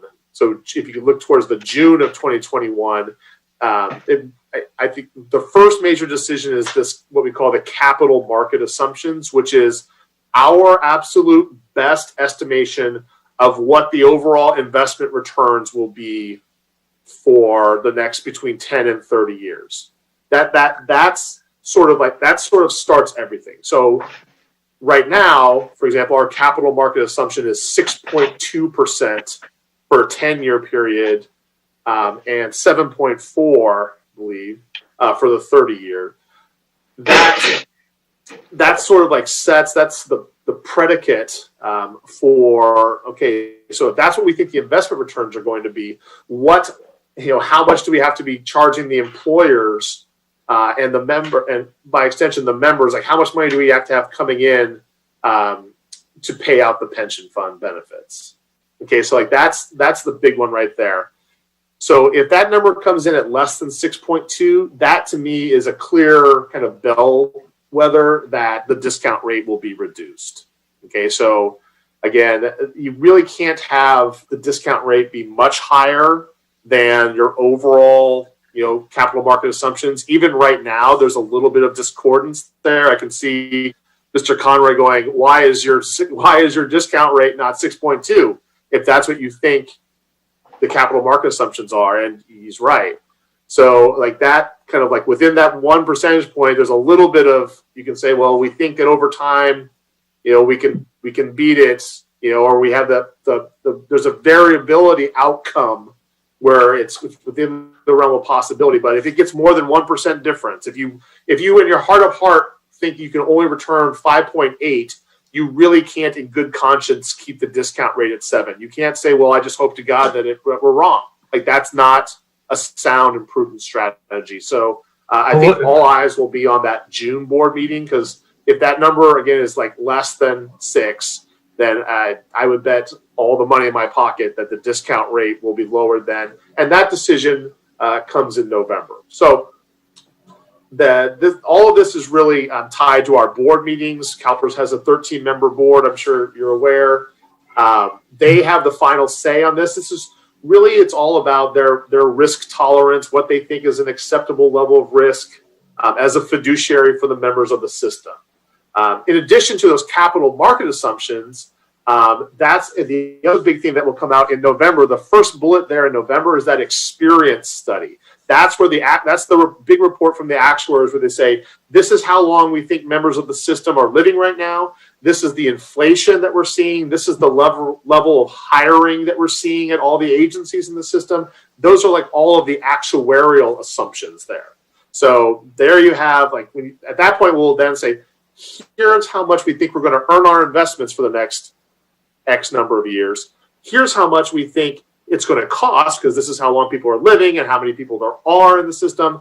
You take those two numbers, and that will tell you what the discount rate needs to be. And so if the discount rate is lowered, then immediately, the projections for all employers, and certainly for Redondo Beach, those projections will all go up. How much? I'm not quite sure. That will kind of depend on what the exact number is, but there's a direct correlation. If the discount rate is lowered, the cost to the city will increase in terms of projections. And then we would just have to hope that investment returns come in much better than what we prognosticated them to be.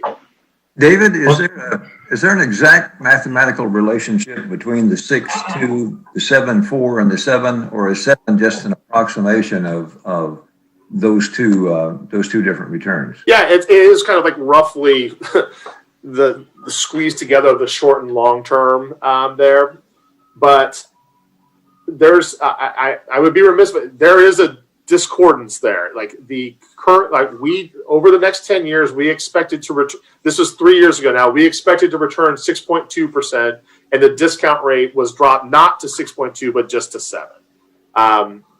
Dropping it to 6.2 at that time, I mean, if you thought that 90% of payroll, I mean, the cost to the cities would have been simply, it would have been very difficult for most cities to have a clear picture of how they were going to make those contributions in that current environment. So there is like some like political realities that are factored into it, but by far the biggest driver is simply what we expect to return. David, so some things we do know is the equity markets are overpriced currently, so we would expect them to not keep returning or rather languish going forward, and also that the interest rates are low. They can't go much lower, but we're also every expectation currently is that we're not going to start seeing those crank up anytime soon. So both of those somewhat work against us. So based on that, I would expect the current 7% discount rate. You said that will be reassessed. When is that? Next June? November. No, next November. And we're at 7 now. I wouldn't be surprised to see it, like you said, not drop all the way down to where it was, but probably like a 6.5, which, to your point, is going to raise the city's costs. You showed us how there are these tools at the Calpers site. Are we able to like just load up Redondo Beach and then Yes. tweak that discount rate from 7 to 6.5 and see how it affects our costs? Yes. So for that one, to get the city's specific costs, Marnie or another one of the staff will be able to log in through. There's a specific portal for the doing of business with Calpers, and that's where you can get the specific city's data. So she'll be able to run those reports for you.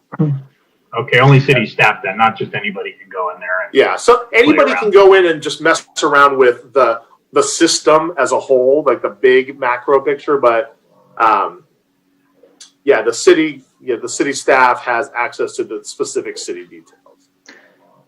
David, are the Calpers overall financial statements audited by an external auditor? Yes, so we do have an external auditor. I can't recall who, but we do have that.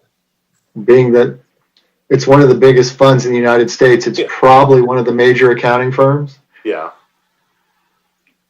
So I would assume that they hold you to account for that discount rate every year when they do the audit. And for example, as mine does, and we have to reconcile our long-term rate of return with our discount rate. But I think point being, I like your question about can we look forward to what it's going to mean to Redondo, because the Calpers rate is coming down significantly next year. And I appreciate what you're saying for political realities. But whether it's 6.5 or 6.25, it's got to match to some extent the long-term rate of return. And you're absolutely right, David. You don't just change it every year as the market's moving one way or another. It is the long-term rate of return. But the 7% has overrepresented what it appears that can be earned for a number of years now. Yeah, I think you're right. I think I'm a little bit curious though about. So we are audited, and but the statement that we're held to it, and that's the Calpers board has. I mean, to my understanding, they have really plenary authority over setting the discount rate and the risk tolerance in the system. I mean, they have a fiduciary obligation to make investments that they think have the best chance and meet that standard. I'm not exactly sure on the letter of the law about what the auditor would be able to say about it if they said, hey, listen, you said that the discount rate should be here, but by, our review says it should be here. I'm not sure what would win out there. Well, I didn't imply that they can force you to change the discount rate, but if Calpers has a financial statement that has an audit opinion with it, the auditors would not give you a clean opinion. Got it. And yeah, they would say, we don't agree with the financial statements because they're understated by $45 billion. I understand. Yeah. Well, I know that we're not in that scenario. I know that would be a major, if nothing else, that would be a major PR problem for Calpers if we're having our own auditor issuing that not a clean bill of health in that sense. Right. So I know that's not pertinent to the discussion today. So I don't want to dwell on it. Thank you. no problem. David, what is CalSTR's actuarial assumption? Do you know? It's the same. It's 7. And they only returned 3.9% this year. They didn't get quite as much out of the fixed income as we did. So we're kind of happy because they had beaten us the last 3 years. It was getting a little bit old, to be honest. David, if I could revisit for a second, you had a slide that showed some of the different options or different toolkit that the city might have when you have the Section 115. We talked about the golden handcuffs.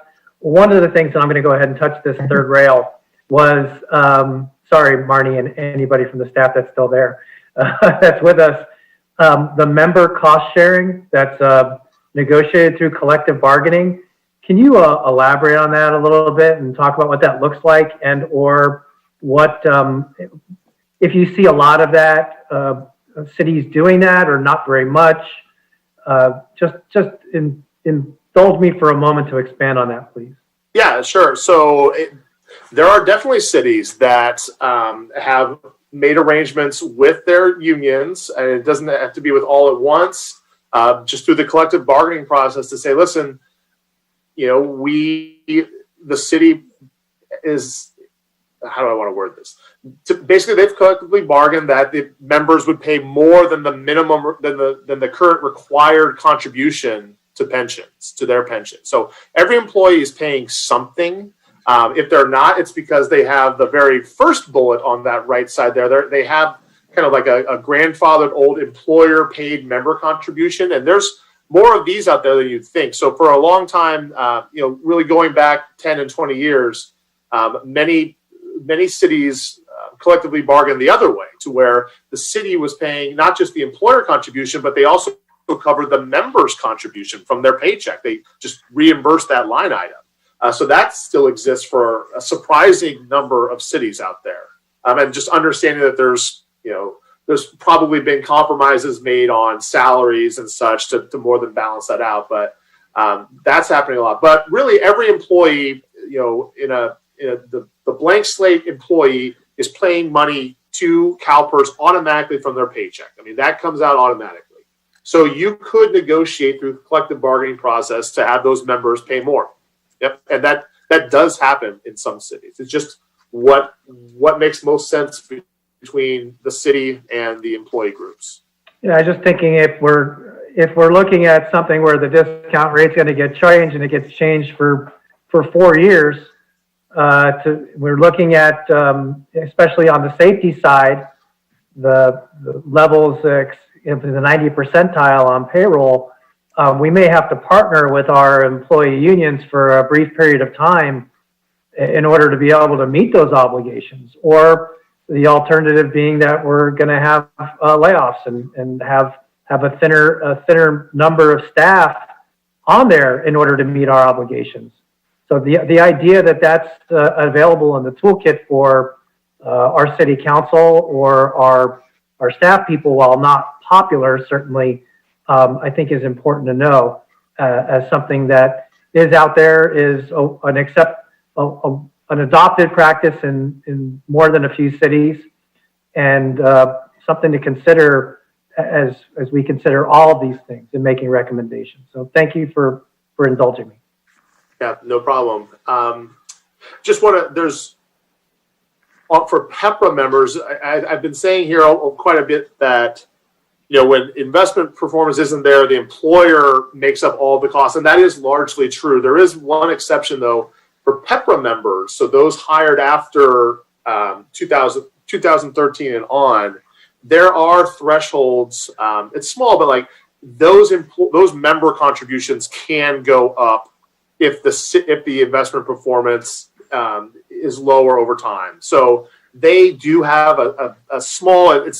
It really can only increase 1% in a year, and it doesn't happen very much. But there are times when PEPRA members do essentially take on more cost sharing automatically. So that's not something that the city has to do, or it just kind of that becomes part of what's taken out of their paycheck by Calpers, essentially. So just wanted to throw that out there. It really, like PEPRA members, even though they are now, I don't know what it is for your city specifically, but 30% of all Calpers members are now PEPRA members. So just in the last 7 years, 30% of the membership has become a public employee at that time. So that share is growing and growing. However, because they tend to be coming in at the bottom of the pay scale and younger folks, they're really not the quote unquote problem here. They are not the cost center that's of most concern to most cities. It really is, the more senior folks who have those more expensive,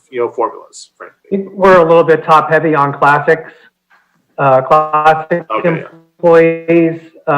We look at our long-term unaccrued liabilities, and we start to see the curve bending a little bit in around 2032, 2033. Yeah. Whether or not that, in part, we know that is as we increase our staffing of PEPRA members who have been brought on since 2013. But I think we're a little bit heavier on the classic side. Yeah, very, very common.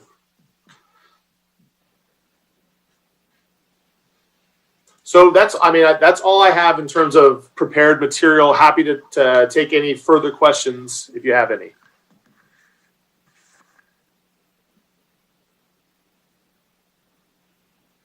Yeah, thank you, David. All right. Well, thank you very much. And I did take notes on a few of those follow-up items, and so I will attend to those tomorrow and get them to Marnie and ask her to circulate it to you all. Thank you very much, David. Thank you, Jim. Thank you. All right. Thank you. Have a good night, all. You too. Stay safe. Marnie, do we have, Eleanor, do we have any public comments or questions? We have none on Zoom. No e-comments. Okay. Then I'd like to ask for a motion to receive and file item J1. So moved. Second. Okay, we'll do a roll call vote. Commissioner Johnson? Yes. Commissioner Marin? Yes. Commissioner Wynn? Aye. Commissioner Solomon? Aye. Commissioner Woodham? Yes. And the chair votes aye as well. All right, moving on to item J2, discussion and possible action regarding annual financial reports for fiscal year ended June 30th, 2020, presented by Marnie. Good evening. So we've completed our audit for fiscal year 1920, and you have in your agenda packet the resulting reports, including the CAFR, or Comprehensive Annual Financial Report, a report on the Inmate Trust Fund, and financial statements for the enterprise funds and for the internal service funds. The single audit report you don't have at this point because guidance still hasn't come from OMB about COVID expenditures. So once that guidance released and then implemented, then we'll be able to finish up that single audit report. The reports you have today, again in your packet, are drafts. They're drafts only because at the time we prepared the packets, we still had one attorney confirmation letter that had not been returned. So we couldn't finalize the reports. We've received that letter, or the auditors have received that letter in the meantime.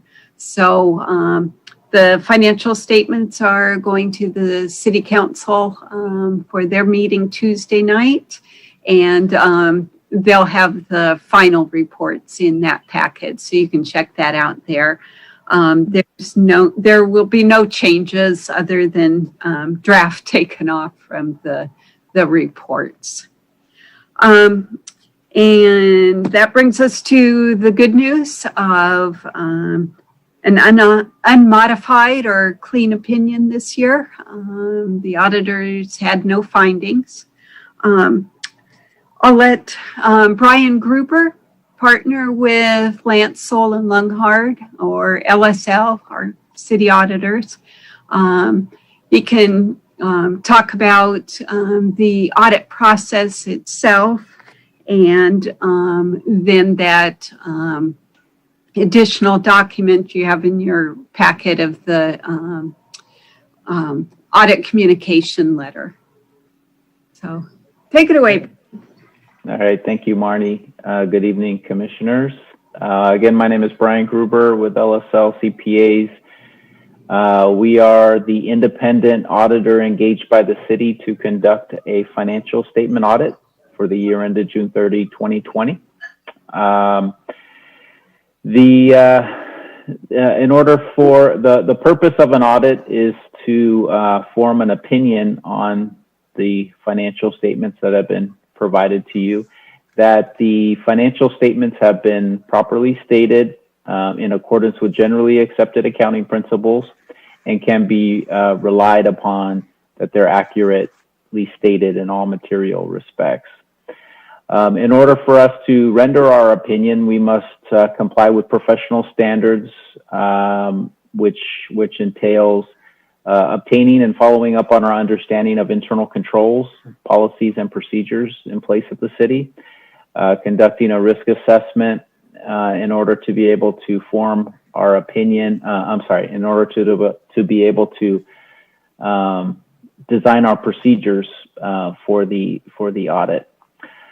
We have completed the audit and provided in your agenda packet are the completed reports. The city's comprehensive annual financial statement, which includes our auditor opinion. As Marnie mentioned, we rendered an unmodified opinion. What does that mean? It means that the financial statements can be relied upon, that they're accurately stated in all material respects and in accordance with generally accepted accounting principles. Also provided in your agenda, we performed separate audits on the inmate trust fund, a separate audit of the city's enterprise funds, and a separate audit of the internal service funds. And those reports are provided. In accordance with professional standards and governmental audit standards, we provided additional communication. We're required to report to the governing board if we identify deficiencies in internal control that rise to the level of what we would refer to as a material weakness in the internal control environment or a significant deficiency. Pleased to report we noted no material weaknesses or significant deficiencies. We also are required to communicate to the governing board if we had difficulties in conducting our audit. For example, we didn't have cooperation from staff. Staff wasn't providing us the information in order to complete the audit, or other similar instances. Also, if we had disagreements with management regarding accounting procedure and presentation, we would communicate that, and we noted no matters there either. We also are required to communicate significant estimates or corrections or adjustments to the financial statements, and nothing out of the ordinary or unusual there to report as well. And then finally, with respect to new accounting pronouncement implementations, the Governmental Accounting Standards Board did delay guidance that was effective this year as a result of COVID. And so no new accounting procedures were entered. No new accounting procedures were adopted, and those would be postponed to future years. That kind of summarizes on a high level the audit process and results, and happy to answer any questions that you might have.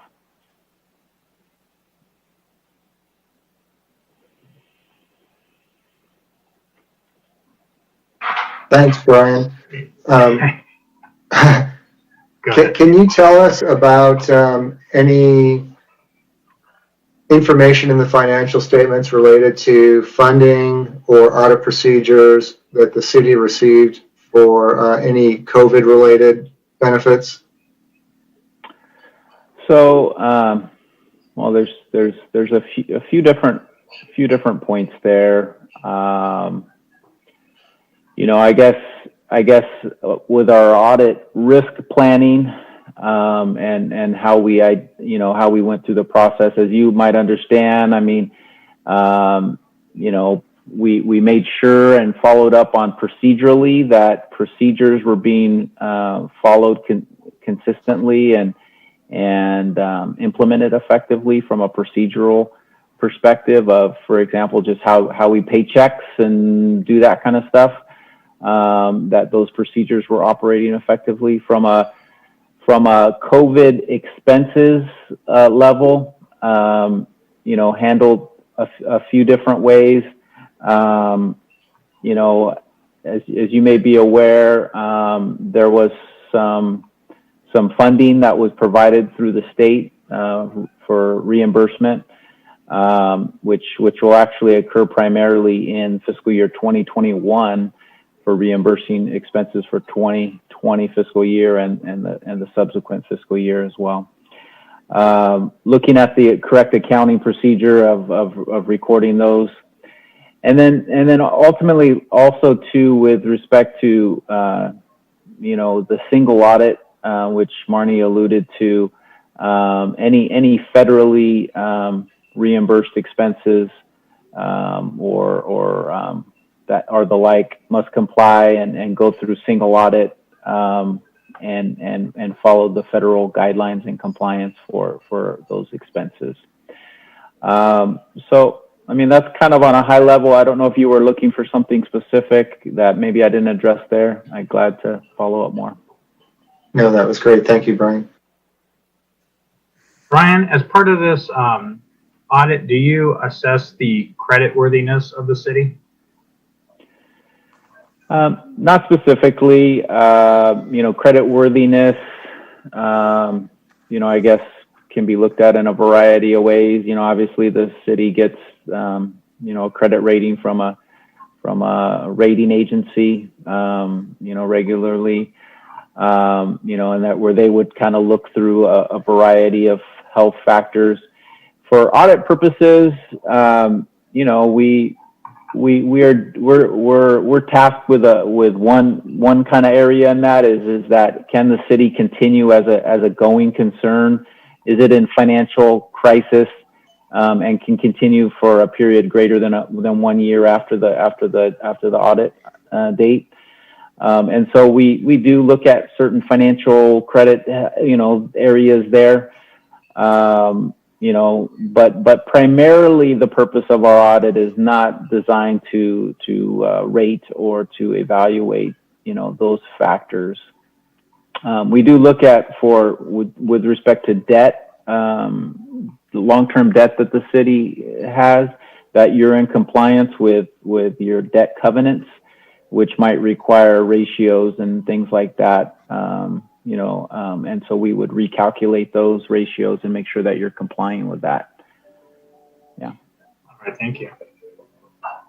Do we have other questions for Brian or comments? Brian, you just mentioned our credit rating. What is our credit rating, by the way? Marnie would be the Probably, hopefully know that off the top of your head. If not, I could probably pull it up. I don't remember it off the top of my head, but I can get that to you. Good, thanks. Anything else? Seeing nothing else at this time, I'd like to thank Brian for going through this and answering the questions we did have. We really appreciate you taking the time. We know you had to sit through one in order to get your turn, and we appreciate you taking your time this evening. I learned a couple things. All right. Well, thank you very much. Thanks, Brian. Thank you. Oh, Marnie, was there any public comments as it related to this item? Not in Zoom. And no e-comments. Wonderful. All right. Seeing nothing else for Brian, can we get a motion to receive and file? So moved. Second. All right, we'll do a roll call vote. Commissioner Johnson, Yes. Commissioner Marin, Aye. Commissioner Wynn, Aye. Commissioner Solomon, Yes. and Commissioner Woodham. Yes, Chair votes aye as well. Item J2 is now received and filed. Thank you again, Brian. Wonderful. Moving on to item J3, discussion and possible action regarding historical fund balances of the Self-Insurance Program Fund. Thank you, Marty. Sure.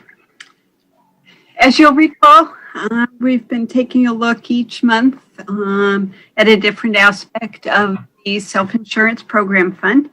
So tonight we'll take a look at historical revenues and expenditures. And I think this probably comes the closest we've seen to addressing the issue that was brought to you by council of the large negative fund balance. So those revenues and expenditures basically create the fund balance. I think the numbers in the schedules that you have in your packet really speak for themselves and basically tell you how fund balance has been impacted over the last number of years. We went back to fiscal year 05-06 because that's how much is in our current finance system. As you can see, so the schedule has the revenues and expenditures at the top, and then at the bottom is the difference year over year of those. The greatest fluctuations you see there are from the claims line items. If you recall from your October meeting where we had an overview and discussed the different components of revenues and expenditures, the claims line item includes any settlements that may have been determined during the fiscal year. It includes outside attorney fees for fighting and or settling the claims we have.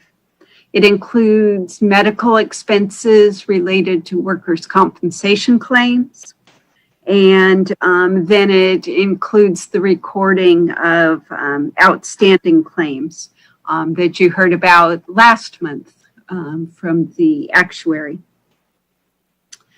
Some other items that you might notice from the schedules and the notes that are with it is that in the earlier years that are included in the schedule, the general fund actually had sufficient balance to transfer some funds to the self-insurance program fund so that it could keep the fund balance from going negative. Also, another thing to note is that while the negative fund balance is growing, the positive cash balance is growing. So that would certainly indicate that most of the expenditures that we're seeing impacting fund balance are based on the actuarial calculation of outstanding claims and add to the liabilities, but they don't reduce our cash.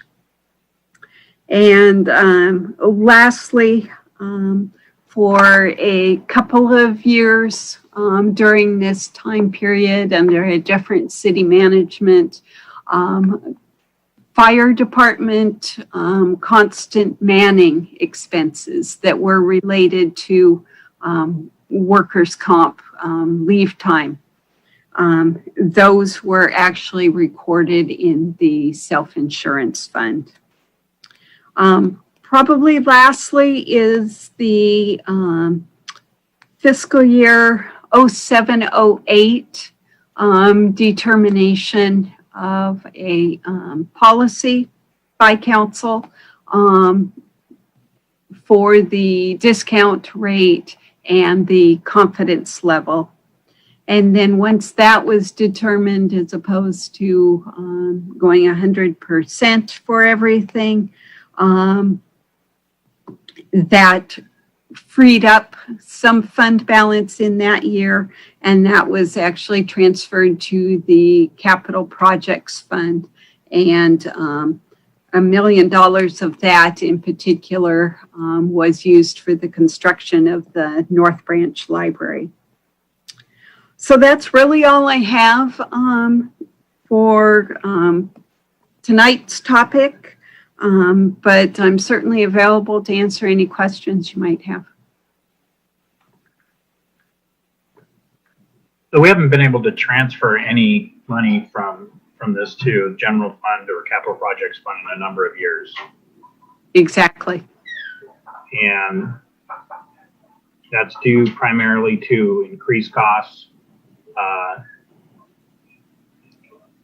over time, it looks like, right? Yep. Just trying to look through this. Okay.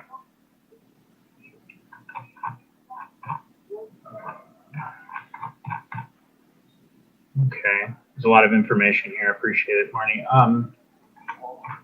I'd like to open it up to the floor if there's questions or comments for Marnie related to this presentation. I have some questions, please, Marnie. Sure. Can you recap just for a moment there, the 07-08, the $3.6 million for the North Branch Library? That came out of the self-insurance fund? I thought that was came out of Harbor Enterprise, or part of it was out of the Harbor Enterprise. Am I remembering that wrong? What you're remembering it that way because it did have an impact to the Harbor Tidelands Fund. So it was from the self-insurance fund to the capital projects fund where the expenditure was made.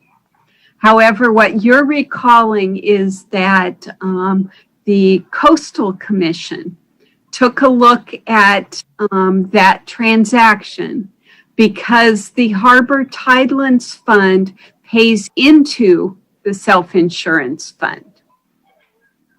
So the the Coastal Commission came back with their determination in a report saying, yeah, we don't really like that. They did not go so far as to say, you need to give that money back to the Tidelands Fund. They only went as far as if that happens again, where it's used for non-self-insurance purposes, you need to refund. So it was, I guess you'd call it a finding, but on a prospective basis, it didn't go back and say you must return these funds. And partly in that, the Coastal Commission getting involved because those tidelands funds, if any, are earmarked for specific purpose, and anything over $250,000 has to be cleared through the State Lands Commission. Okay. So in the executive summary, it talks about the self-insurance fund being for the cost of providing liability and property workers' compensation and unemployment insurances and all legal, medical, and professional service expenses associated with the processing of claims made against the city in these areas. And yet we have a number of these transfers are to paying employee compensation adjustments. Years ago, under different management, you had money paid to fund fire department personnel services, manning overtime, like you mentioned, education employee reduction restoration, wilderness park restitution. We've got the self-insurance fund, which is supposed to be earmarked for those things set forth, and yet we find ourselves, even in years where we're going to have a net deficit, taking money from the self-insurance fund to pay for these other things. We have departments that are being assessed based on, like the library or the civic center, based on square footage and their personnel costs and the liability for workers' compensation and other things. And yet we're using the money for other purposes. I realize those are policy calls, but is this something that the staff that we're recommending to, like we did with the vehicle replacement fund, to cover certain expenses? I'm just wondering why we're doing that if it's supposed to be a self-insurance fund. So the reason it happens is because of that cash balance. There is a huge cash balance. But out of those items that you listed, except for that, the one transfer in 0708, at the time the discount rate and confidence level were changed. The other transfers for items not related to insurance were actually paid back. So it was really a loan, not a use of those funds. Where you're seeing employee compensation, those are transfers in. So part of the cost of administering our self-insurance program is having risk management staff. That risk management staff gets, the same employee compensation that the rest of the staff does. So if the city council at year end says, or at the time MOU is agreed to, they'll say, okay, we're going to appropriate this amount, and that covers everybody in the bargaining group for their cost of living or whatever increase. So not everybody is charged to the general fund, but council is saying that the appropriation is coming from general fund. So general fund will actually absorb the full cost. Some of it will be directly to the employee, and others of the general fund and other funds that have employees, they will receive a transfer in from the general fund in order to pay for that 1 year's increased compensation. That makes sense. Thanks for explaining that, Marnie. What I suppose troubles me is we're using the ISF funds like the self-insurance fund and like the vehicle replacement fund we did in the last budget. Like I said, I recognize these are policy calls, but we're taking advantage of the idea. We've got some cash balances over here, so let's go ahead and borrow money for the community services relocation, and then we'll just pay it back. Right. And that to me sort of invalidates the spirit of why each department is being charged these ISF funds and how we're using them. We have to balance our budgets, and we want some flexibility. I understand this gives the finance department and the city some flexibility for budget modifications. Well, where's this money going to come from? We'll borrow it out of the self-insurance fund now, and then we'll pay it back at mid-year. But it doesn't always guarantee that we're going to be able to pay it back. We have been so far able to do that because of the way we do our budgeting. But as I said, it sort of goes against the spirit of why each department is being charged this. And then is this a common practice amongst cities to borrow from ISF funds for these other special modifications and to dip in and be able to pay a compensation to employees for a raise or a one-time bonus and then pay it back? Is that fairly common? So the employee bonus is for a risk, or not a bonus, but a compensation increase is for risk management staff, somebody who is, making this self-insurance fund work. So that part, is good to go in my book. So that would be professional borrowing for non-related items. I do not know if that is common in other cities or not.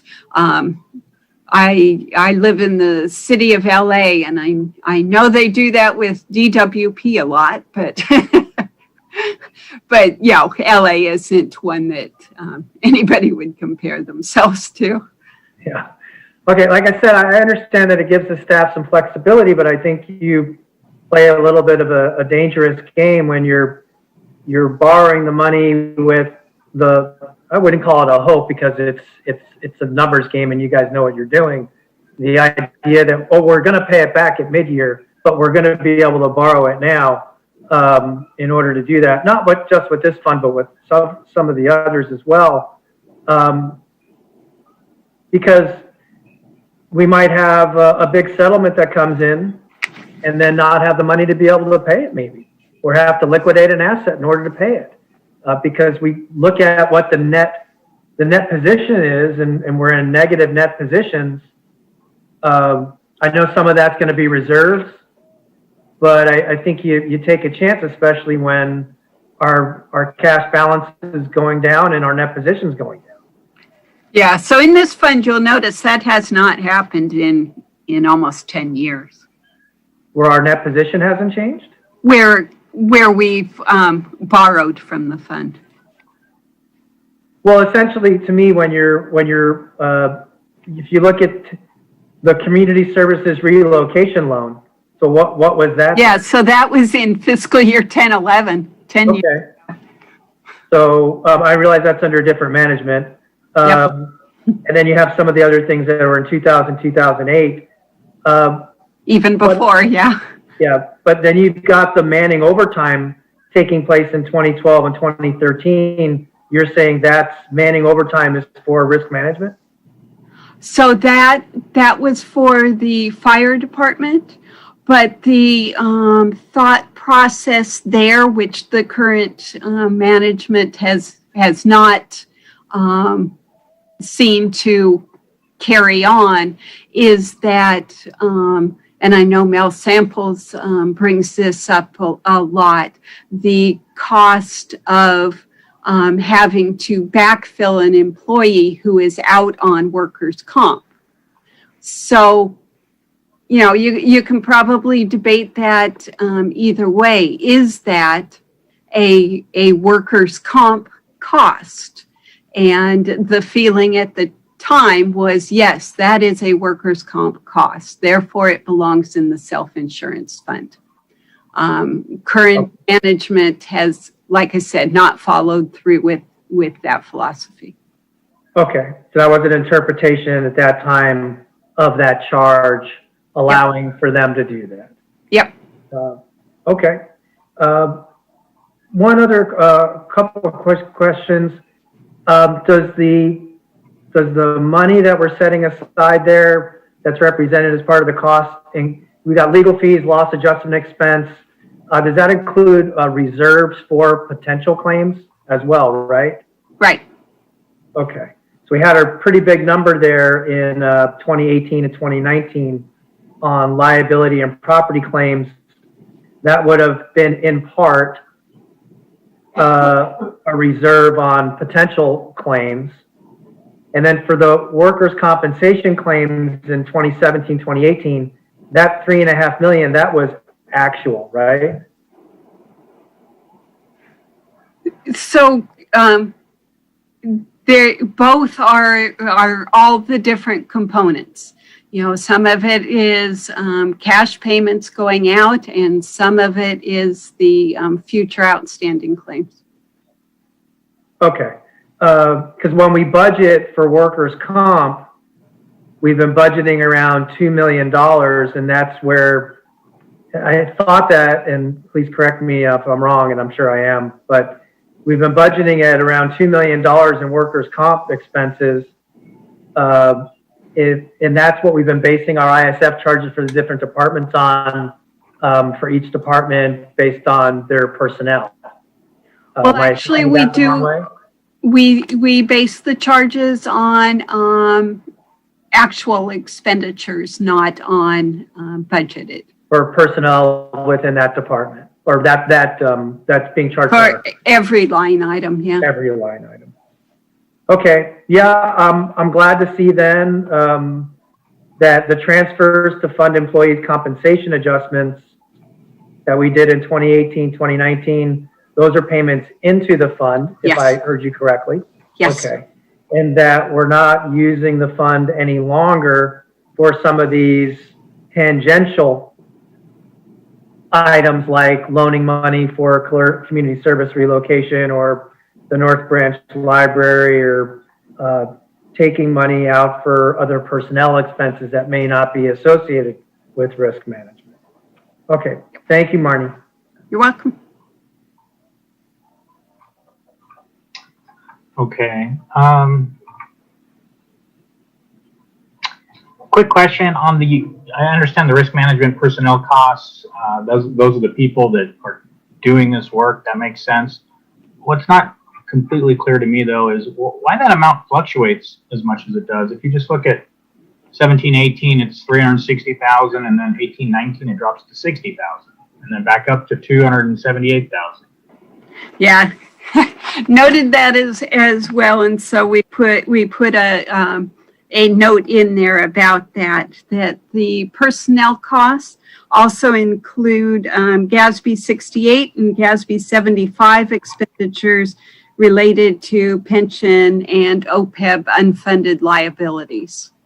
So those really vary from year to year, and sometimes quite high and sometimes negative and all over the place. Would it be better to put that on a separate line item then, since it's skewing the personnel costs? So in the budget where it's more line item than this, you will see it separated out. Okay. And then one other question. We talked about that was back then under different management. Are we talking? Yes. Are we referring to the city manager? Is that who makes these determinations? The city manager certainly makes the recommendation to council, and then council makes the ultimate decision. About where workers' comp costs are carried on our financials, for example. Yep. Okay. Any other questions as it relates to this? So Marnie, what do you think was it looks like based on what you're showing here that there's not that big a difference in the cash balance, but there's a really big difference in the net position over the years. So what would you just, like a 10,000 foot overhead, attribute that to? You know, the breakdown here is within the charts, but do you think it's these big work comp claims? Do you think it's the liability claims? Do you think it's the personnel costs? You know, it seems there's a lot of figures here. Just your 10,000 foot overhead, what do you think that is? It seems to, I do think it's the, outstanding claims. And it seems to go back and forth from year to year as far as whether it's workers' comp or general liability. And since the legal expenses are in there, then there's some years we have a lot more legal expense than not. Sure. Okay. Yeah. Unfortunately, we don't have any real control over when claims hit and when you're going to have expenses associated with them.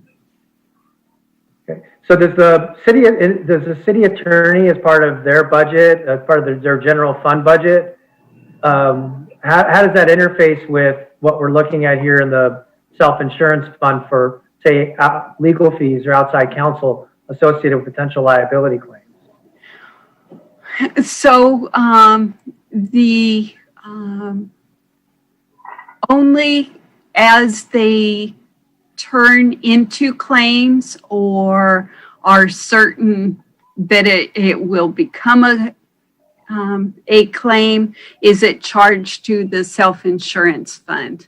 Any topic, outside of a claim or potentially something could later turn into a claim, those are going to be in the city attorney's general fund budget. Okay, but not until the point at which they say turn into a claim or prospective claim. Right. And right. then they become a self-insurance fund expense. Yep. Okay, thank you for clarifying. Do we have any further questions or comments? Okay. Seeing none, then I will ask if we have any public comments. Not in Zoom. No comments. Okay. Then I'll ask for a motion to receive and file. Motion to receive and file. Second. Thank you. And we'll do a roll call vote. Commissioner Johnson. Yes. Commissioner Marin. Aye. Commissioner Nguyen. Aye. Commissioner Solomon. Aye. And Commissioner Woodham. Aye. All right, chair votes aye. Item J3 is now received and filed. Okay, the next item on our agenda is J4, discussion and possible action regarding Calpers and Workers' Compensation Subcommittee report. As a member of the subcommittee, I will say that we didn't meet as a subcommittee this month, but there was still communication. Commissioner Woodham identified that Manhattan Beach has approved a $90 million in pension obligation bonds. And Marnie stated her plan to have the city's financial advisor join us in our January meeting, commission meeting rather, to make a presentation on pension obligation bonds, including a comparison of the bond debt service payments to the Calpers amortized amounts. So, Marnie, has that been confirmed? Yes. Wonderful. Yeah, they'll be here. All right. And Commissioner Woodham, I would just ask, were you able to find out any additional information about Manhattan Beach's personal obligation bonds? No, I have not. Okay. So I talked to the finance director this week, and I guess they went to council 3 times about it, and council was a little hesitant the first time, and then the third time said, yeah, go ahead and go for it. So they are really just beginning the process. There is some sort of a validation process that you have to go through 4 pension obligation bonds, and they are headed towards that. And that's as far as they are on it. Are you saying? Does that include, I'm sorry, that includes the residents approving? No, not at all. It is well, it won't have to go to a vote. Pension obligations do not have to go to a vote of the residents.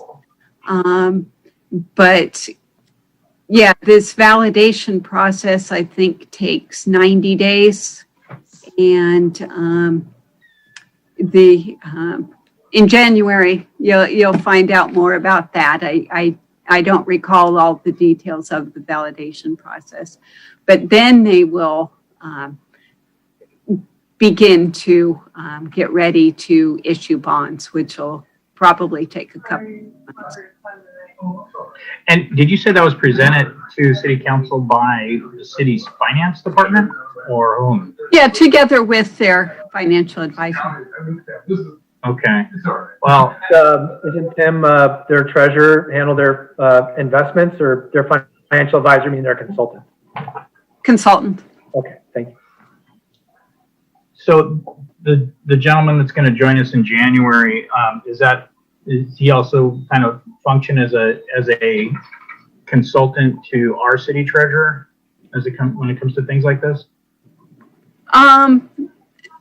City treasurer historically has not been all that involved with the issuance of bonds, but any staff working on a bond issue.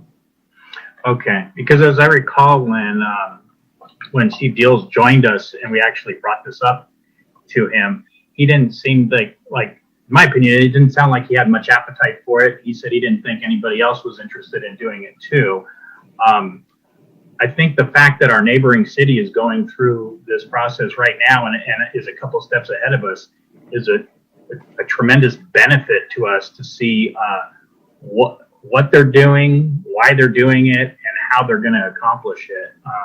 So I don't know that anyone in staff is taking a personal interest in finding out what's going on next door, but that would be great if we did. Again, to just give ourselves as many options as possible for how we're going to fund these ever increasing costs. And if staff isn't able to do it, then maybe members of this commission or our subcommittee can dig in as well and then report back. Okay. Marty, All right. a question on that front, Marty. Do you think it'd be beneficial if we had coffee or lunch with their finance director just to kind of pick their brain? It would be helpful to learn a little bit more about their process. That might be helpful in the discussion we have in January with our financial advisor. Our South Bay finance directors, we get together, of course, not over lunch in the Oh yeah, that's right. We do it by Zoom. Erase that thought. But we do get together about once a month. Okay. Yeah, great opportunity to learn.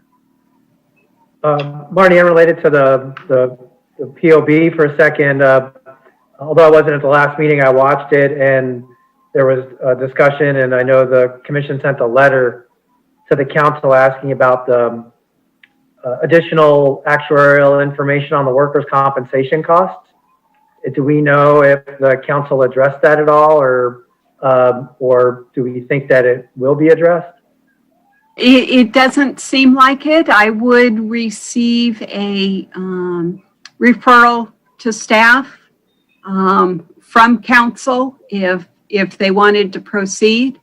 But you as commissioners are also welcome to contact the mayor and your council person and say, hey, did you see our letter? Okay, thank you. And kind of, make your case. Squeaky wheel. Yeah. Okay. All right, seeing no other discussion on this point, on this item, we will move on to member items and referrals for staff. I'll ask each of you for any items or referrals you may have, beginning with, let's go with Commissioner Johnson. None, thank you. Commissioner Woodham, None, thank you. Commissioner Solomon, None at this time, thank you. Commissioner Wynn, None at this time. Thanks. Commissioner Marin. None. Thank you. Okay. Now, I apologize. Eugene, did you just ask Marnie about the letter that was submitted on behalf of the commission? You did.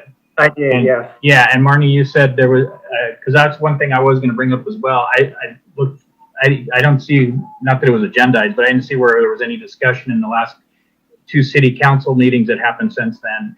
And you're saying you have not heard back from council nor staff, because there were staff members copied on the letter as well. Nothing? Right. Okay. And you're saying the next logical step for us to you know, keep the, Yeah, personally keep things contact moving the is- mayor and your council person. very good. All right. And that is, Marnie, I'm sorry, Chair Conroy, for interrupting. Marnie, if they elected to spend that $1,500, would it come from, would it have to be a budget amendment? Would it be something that is within some other discretionary fund that, or because of the amount of the money, they could do it? The question being, what kind of complications would they see about spending that, was it $1,500 or right around there? It was $1,500. So, you know, it could be taken care of a couple of ways. It could either be appropriated separately, or it could be, hey, staff, you know, it's only $1,500, find it in your budget. Okay, great, because a budget modification requires 4 votes. Right. Okay, thank you. all right. Not seeing any other comments from any commissioners. And I will entertain a motion to adjourn. So moved. Second. All right, seeing a motion and second, we'll do our last roll call vote of the evening. Commissioner Johnson, Yes, thank you. Commissioner Marin, Commissioner Wynn, Aye. Commissioner Solomon, Aye. and Commissioner Woodham. Aye. Chair votes aye as well. I'd like to thank Marnie, Eleanor, Doug, and Cammie, and my fellow commissioners. Have a good evening, and we'll see you all again in January. Very cool. You too. Thank you, everybody. Happy holidays. you. Stay